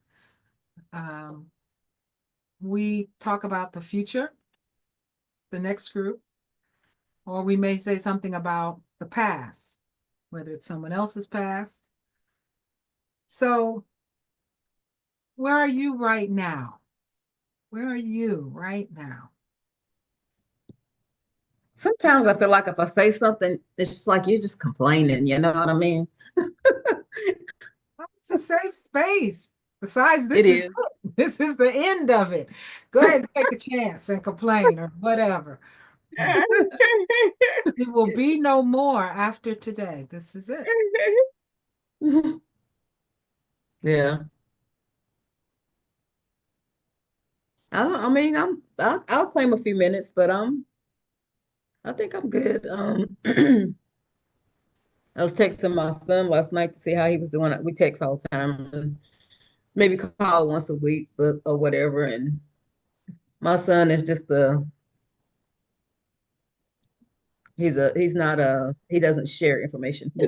So he's very quiet. He's very private. Even when he was younger, Mom, why are you asking me that? You're being nosy or something, And so I don't bother him too much, but he's like, he texts me, he's like, I'm doing good. Oh, by the way, I bought a car. You know, just nothing, not any, but that's how he moves though. So I learned to live with it, but he's a very good son. I cannot say anything about anything like that. He's very good, and he takes care of the house. He lives in it, and and he's a really good son. I can't complain, but he's just so private and so quiet. He's just like I don't I don't know a whole lot. I'll be honest, I can't tell you a lot about his adult life because he doesn't share a lot with me. So, and it's kind of sad sometimes, but I think about myself and I was the same way. And I think he got some of those tendencies from me as well. So I can't, what can I say, and like sometimes I'll call my mom, I do call my mom, I call her Mary. And then he started calling me Lisa, and I'm like, you know. But anyway, he's good, but it's just disheartening sometimes, not to have that connection. What's going on with him? What's going on? But I understand because he is the mirror image of me. I was the same exact way. I can't, what can I say? I can't say anything, Alice. He's just like me. So, tell him to bring the car to you. Yeah. Yeah. I was like, what kind of yeah? He got a Jeep Cherokee or something. And I was surprised at that because he was wanting he had a Mustang. I'm like, but you went for a Mustang to yeah, but anyway. But kids. Gotta love them, right? Exactly. I'm finished with my time, but thank y'all for listening. Yeah.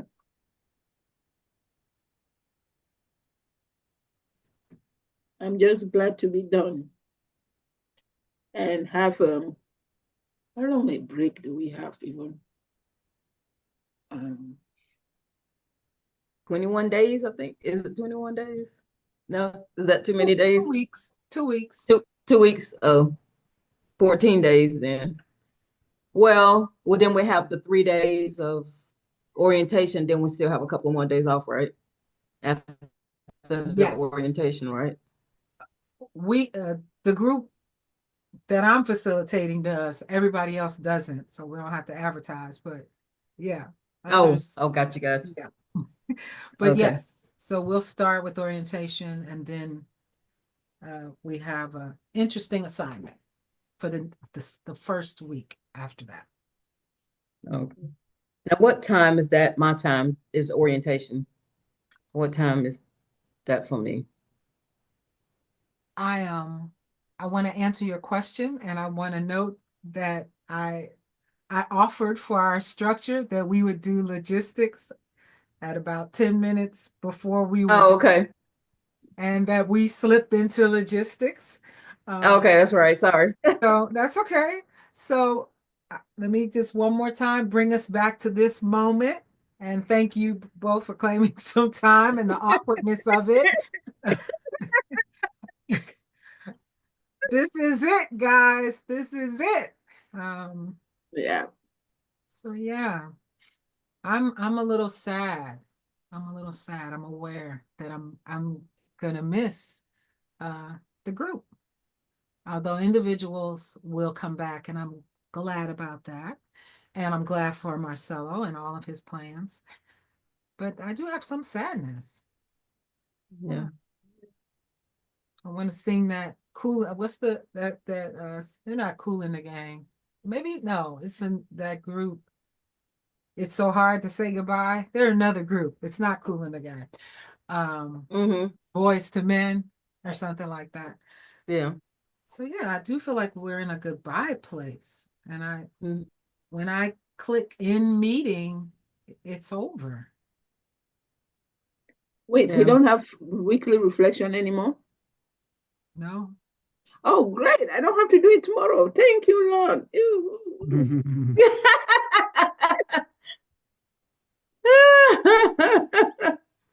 So are we really done with weekly reflections and all that, huh? You really are. Yeah. Oh, And that is the end. That is sad. This is it. Marcelo, you're all caught up. You don't have any more to do. You're all caught up. Marcelo's clinical hours are completely done too. I think yeah, I'll mine just are send too. you mine is done. I'll send you the last the sheet. That mine was Okay. actually. Okay. Mine was done last week, I think. Yeah, Well, mine was it too was last week done. or the week Even before? Last week. Oh, last okay. week. Okay. Yeah. Yeah, it is kind of sad because we're gonna have to go into adding more people and getting to know more people. right. You know. Actually, you know what? I want to invite a reframing of that, Lisa. Is that okay? Yes. I appreciate your pause. Ah. I'm for me realizing that it's not adding new people, it is a new group. And that this group is ending. And I have to Yeah. sit with that, like, oh, Yeah. which is different for me. Yeah. Yeah. Yeah. It's true. True, assignment contents are different on the one level 1B now. This I'll be doing all your Bs. I will be doing your 1Bs. Oh yeah. So I saw everything you do. I'm just going to have reference. This where's Lisa assignment? Let me see what she did. Okay, 1B. See, I don't have any reference. I don't know where to go. In 2A, 1A. Is that how it is? I think so. You need 2A. So Alice, let me reflect back that you took us to the future of what you're going to be doing with Lisa's work and what is your group. I just want to reflect that back to you. It's hard to be here in the moment, apparently, huh? Yeah, we don't know how to do that. It's uncomfortable. How groups are select? See? Marcelo? Still future. Marcelo, keep putting us in that future so that she should go there.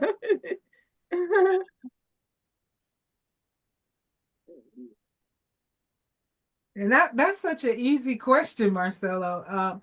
You self-select. You pick it by location. Everybody picks a time that works for them. And so usually they're at 2 different times, but this year they're at the same time. Oh, they are? Okay. Because people kept selecting this time. So Joseph said, well, let me get over here with this time then. So then took what was left. Yeah. I wish we could select time for all 4 units. I believe you, Alice. I do. I believe that's what you would like the future to be. Oh, we're not there yet. It's only 5:26. You can't go yet. I'm trying. I'm really trying to keep us right here, Marcelo. Right here, right here. Right here, right now.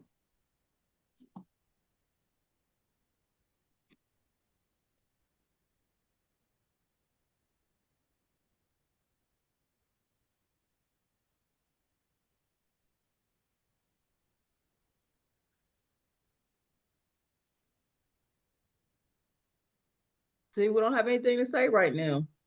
It's all about the future. Yes. What generation are you? I'm the boomer. You're not the boomer. Uh-huh. Wait, isn't the boomer ends in 45? Start 45, end in 63. Oh, okay, the boomer. I was born in 63. Oh, okay. Yeah. So Lisa, you shared and you said you don't want to sound like you're complaining. Can you say more about that? I didn't hear any complaints come up when you did share. Probably because I shared something different than what I was gonna complain. I mean, not complain to say, Are you but give me that softball pitch? You want to say more mhm. about that? Oh no. Okay. Well, it just I don't know. I like being a pastor, I really do, but I tell you, these congregation members, they try my nerves. I tell you that. They try me, they try me, they try me. And I wanna represent the best person who I am in the pulpit, and I don't want the noise from the outside of them reflecting how I preach. You know what I mean? I want to be able to preach the gospel, preach what God said. But sometimes, boy, you be wanting to like say something, and that's not the position or the area to say it from. That's not a good look for you or for them. But sometimes I be like, I want to preach about some of the things they be doing, but I don't.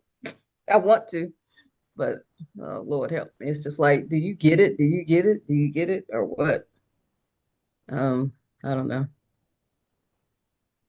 It's a tough job being a pastor. Everybody thinks it's so easy. Oh, you don't do anything. You get up there and preach one day a week, but very, very trying job. Very trying job. And then when you have, it's not, I'm not gonna say have to listen to their issues because I don't mind doing that. I like doing that. Um, but it can become overwhelming, because you hear, it's like 4 days a week you listening to somebody's, That's true. That's true. yeah, and it can be a lot. And I've had this one woman come and visit me for like 4 different times, and I'm like, okay, we're gonna still be talking about what she talked about on Monday. It's a whole different subject. I'm like, how many problems do you have within this family?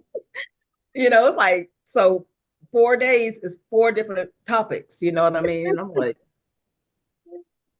and then you're in church. She's told you everything about her whole family, all the issues, all the problems, how bad they treat her, and all that stuff. And I'm like, how do you look at her mother? How do you look at her husband? How you look at her children? I'm like, there's a lot. So as a pastor, I think it's a tough job trying to keep it all together and trying to keep it all in check and still be kind to these people. And that's a lot. Lord help us. Yeah. So yeah, that feels like complaining, don't it? No, that's no. No, I don't. Thank you for sharing because that's one of the reasons why I never felt called to be a pastoral a pulpit. I do pulpit supply, but I refuse to be a parish pastor Yeah. because I just feel I love the preaching sessions. I do that a lot. But after that, take your story to your home. Don't want to be involved. And then you don't call. I know. I look at my church. The pastor doesn't complain. Oh, Pastor Bryce, he never called this. He never. I mean, complain all the time. So I get all this complaint about the pastor all the time. He never does anything right. There's always somebody complaining about everything. That's what I say. They don't think you do anything right. It's just like everything you do is wrong. But why you still want me here if I'm still doing what why are you still holding on? What, I don't know. Yeah. It's just something sometimes it's just a lot sometimes. And I can't tell my family about it because they're like, would you want us to come down and do something? I'm like, no, no, that's not what I'm doing.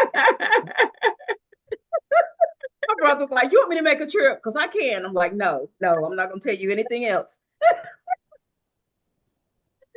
So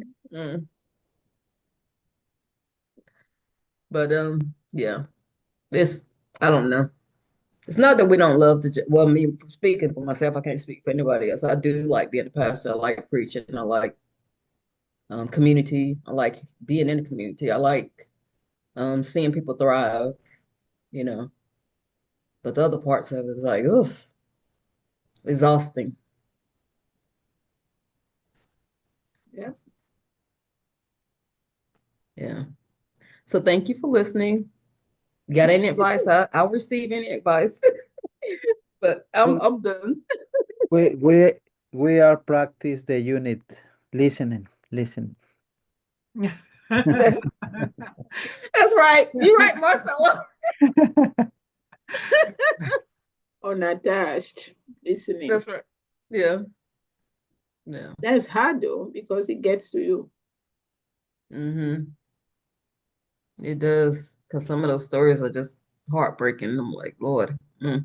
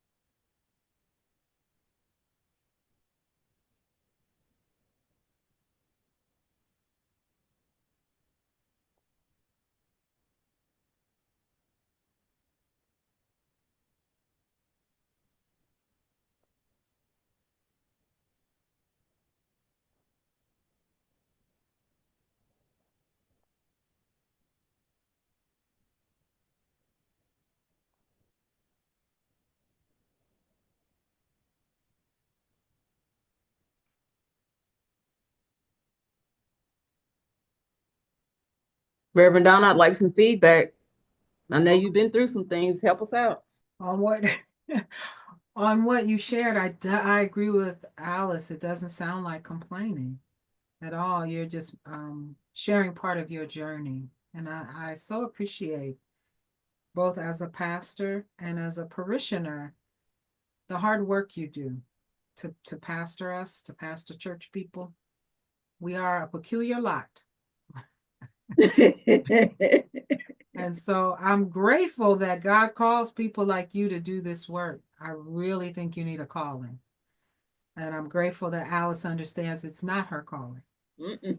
And I'm grateful that Marcelo understands that it is his, and the compassion that you bring to doing this work. Thank you. So on behalf of all the knuckleheaded parishioners like myself, thank you. Thank you for the hours of service and work that we don't see, we don't even know about. Thank you for the fears and the angst you have to overcome to just deal with us and do what you have to do. Thank you for the way you make budgets balance that should not balance. And you do get 50 cents out of a dime. Yeah. So it's a lot. And in this journey with you guys here, you have created a wonderful group. Your generosity to one another has been a joy for me to be in the presence of. The way you support each other here, you ask those hard questions in such a gentle way. You laugh together. If you would stay in the present, you would cry together. You're free with your smiles and your courtesy to one another. You have created a wonderful atmosphere that will not be recreated. And so I'm acknowledging that this is a once in a lifetime journey that I have had with you. I'll never have another first, right? I'll never have another Lisa, Alice, Marcelo combo, just like this. And so thank you. Thank you for your work. Thank you for your late night, early morning texts, your emails. All of it was a reflection of your commitment to this work. And as a professor, there's just something about the way students pull on you because they want to learn that actually restores you, at least for me. Yeah. So I'm restored by the way each of you have hungered and thirst to learn. And IS has changed my life and the journeys that we've shared in our individual supervision. I forever see Marcelo bringing me those oranges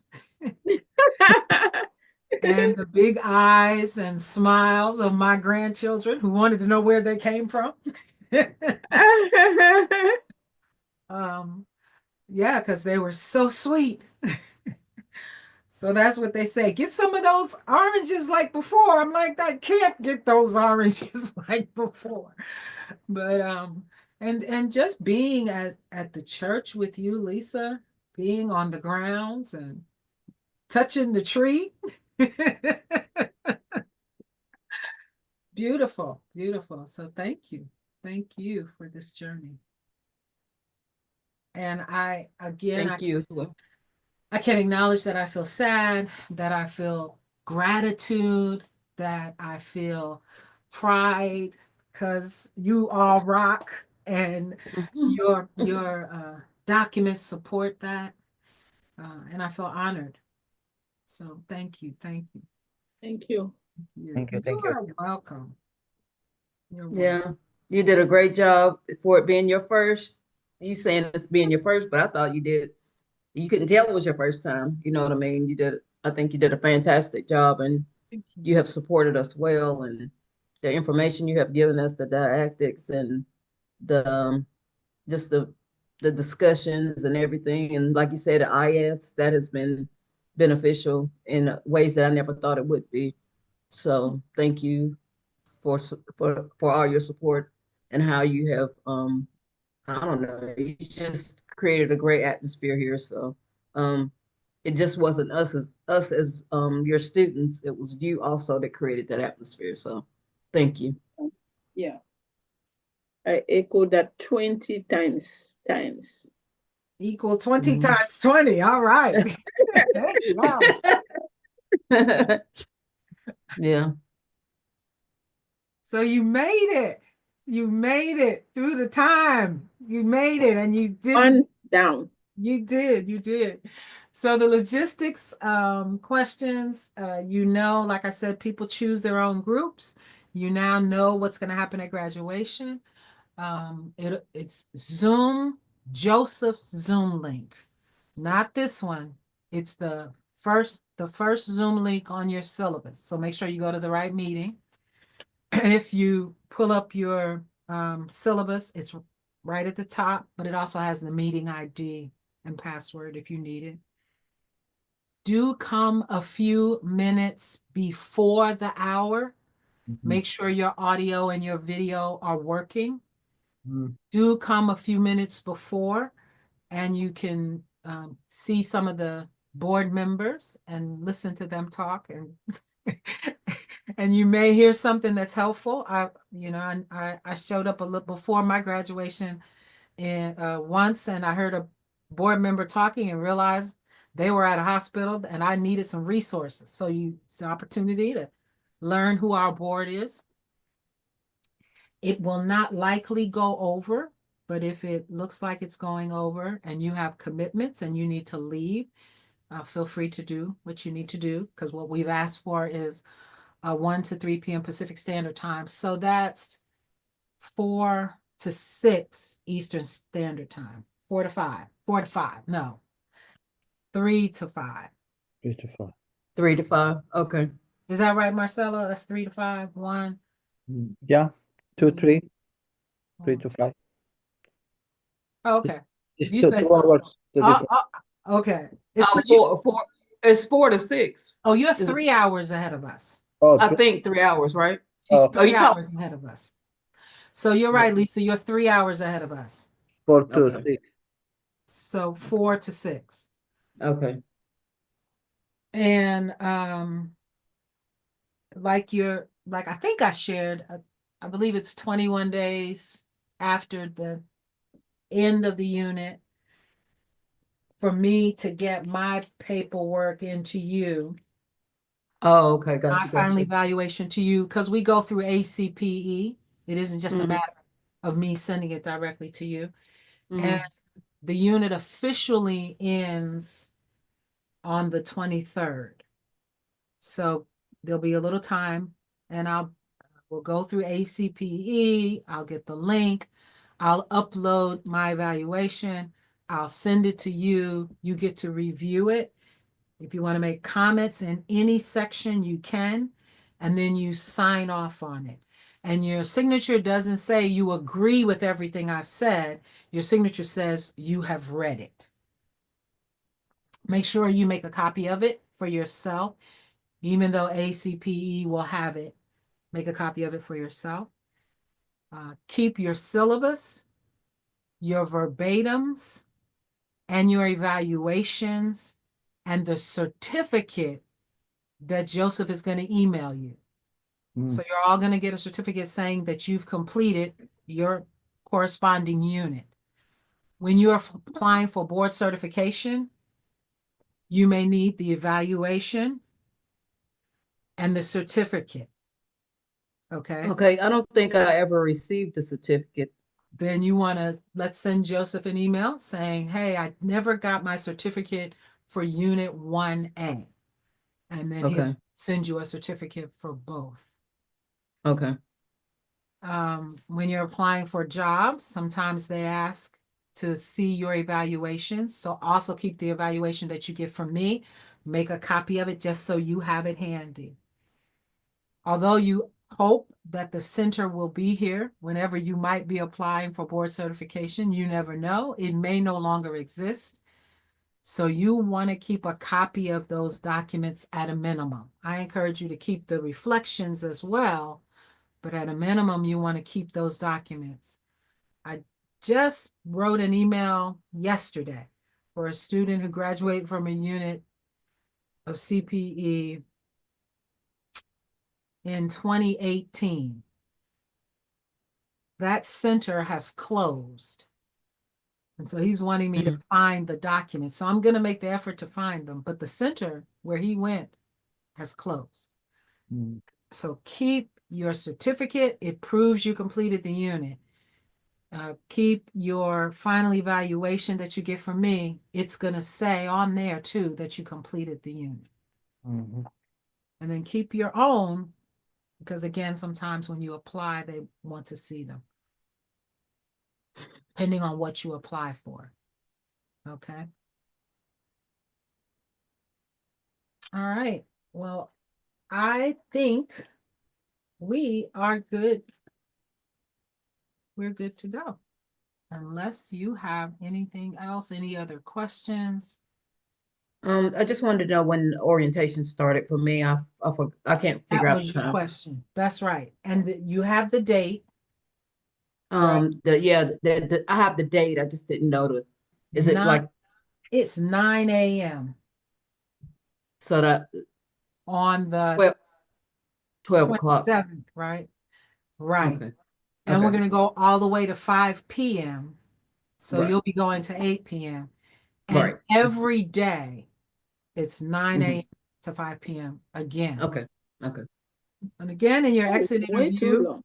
in your exit interview, that's something you can mention to the board.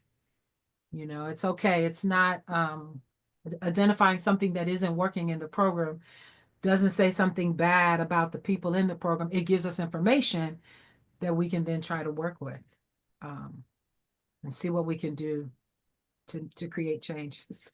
I thought about you as I ordered new badges for my team. Their badges now say chaplain, and right under it, it says spiritual care. Okay, where is ours? But prior to that, it only said chaplain, and they were like, no, we need people to know we do spiritual care. So now it says both. And let me be clear, that's my team at my job where I have some authority. I don't have any authority in the CPE program. I'm a lowly training instructor, but I did mention it to Joseph, and that's something you can mention in the exit interview as well. But we are your students, so can we have some? You are. Because it's really these are my employees, not students. No, but this is hard though for those of us who are not in clinical setting. I think they should, even if they are not doing it for others, that for those of us who are not in clinical setting, that we really need it. That is an identifier, you know. So it is something that they really have to consider for, especially Lisa and I. We are not in clinical settings. And those in clinical setting, we don't go into those rooms without something that identifies them. That is so true. Right. Well said. So it's so not fair, and I think it's just wrong for us, because especially myself, people know me a lot in the community, but when I'm there as a chaplain, I need that identifier that I'm not here as your friend, I'm not here as the church member, I'm not here as any other thing but a caregiver. I really need that distinction. It allows for people to see me that way and not think, oh, this is my friend, therefore. It just creates raw confusion, and for me, it's not good. Right. Well, I want to affirm the way you have been very intentional, as you've shared from time to time with us, to establish your role as chaplain, and the way you have in your conversations where you're the spiritual caregiver and you're in your chaplain lane. I appreciate the way you've established that with each person, and you've said that and explained to them what that meant. That's a great skill. It's very important. And I'm not kidding, nor am I trying to minimize your observation. I hear you. You feel like it's not fair. I hear you. But today you said, I feel like it's just wrong. This For real. Yeah. For those of us who are not in clinical setting, because it discriminates. Nobody in clinical setting goes in any room whatsoever without a badge, with something identifying them coming to that room. So for those of us who are not in clinical settings, I mean traditional clinical settings, it just makes sense that we should be. I can order mine if that one is authorized. I can create that because I think I do need that for especially community. I work in a community, and even these students, they all know me as, especially I was mentor than for some of them that I'm becoming a caregiver, right? So they know me as that, and they think I need to be just fuse of emotions. They don't want me to be that mentor I was, but I cannot do. I'm not a mentor, I'm a caregiver, and that boundaries need to be created. But to them too, if they see the badge, they know that, oh, a boundary it allows for me that to be communicated by itself than me explaining that now I'm really a caregiver, I'm a chaplain, I'm not. I don't know if you see that distinction. I do. I think you're absolutely right. And I can imagine it's frustrating because if you just had a badge, like you say, it can communicate. You may also have to communicate, but you would be clarifying. And so here each time I get it, I hear you. I think you are right that it's unfair, and it is appropriate for you to mention it to the board. That's the board of our center. I mean, also mention it to God, and then that's it. You've covered the entire hierarchy. Well, you've mentioned it to me. I've shared it with Joseph, and you share it with the board. And God will say, "That's not my business. Go tell them." I'm too busy for that. Well, I thought I would say that instead of saying God won't put more on you than you can bear. But no, sincerely, I hear your concern. I appreciate your observation and the solution, and the fact that you feel like it's not fair and it's just not right. And the next place for expressing that would be during that exit interview. So even if no question comes up that covers that, initiate that feedback. Mhm. And with the passion that you've expressed it here, and Marcelo and Lisa are present, I'm sure they're going to nod their heads and say, she's right. And it'll be a movement, and then I'll hear about it. Because I won't be there. Joseph won't be there. None of the educators will be in that setting with the board, so you can be fully transparent about your concerns. Oh, you are not part of the board? I'm not part of the board. Neither is Joseph, or neither is who's Juan, the other educator. So it'll just be the students and the board. Mm. And they're Is going to it- ask you questions about your experience, and you get to share that. Well, like she was saying, not she, Alice was saying, is it out of order for us like to get our own badge that says chaplain in training? I don't want to put you on the spot or something that you don't really maybe know the answer to, but you know. If you put me on the spot to something I don't know the answer to, I feel comfortable saying I don't know the answer to that. When I think about the handbook that we operate from, Mhm. there's no specific instruction in there saying you can't do that. However, when I think about the professional setting in which we're operating in as chaplains, if you were to include something on there that identified the center, that would be inappropriate. So if you said gotcha. CP of Central California, chaplain in training, to put that on would be inappropriate for you to do because you don't have the authority to do that. But if you just had a badge that said chaplain in training or however you wanted to put it, I don't think that that's wrong. I don't think that that's wrong. What does your badge say? I'm not encouraging that, but I'm also No, but saying, what does the badge you just had say? well, it's their ID that says they work at the hospital, and under it, Oh, okay. it says chaplain, then it says spiritual care. So I don't have my badge here, but it's about this size. Okay. So this is their ID, and right under here it says chaplain in red letters in the center, and then under that, no, it's blue, and then under that, spiritual care. They should come to your hospital. Lisa, let's go get badge and we leave. Oh my goodness. Okay, You serious about that thing? that is wrong. We just go to our hospital to get badges. And we Alice, buy it's not that serious.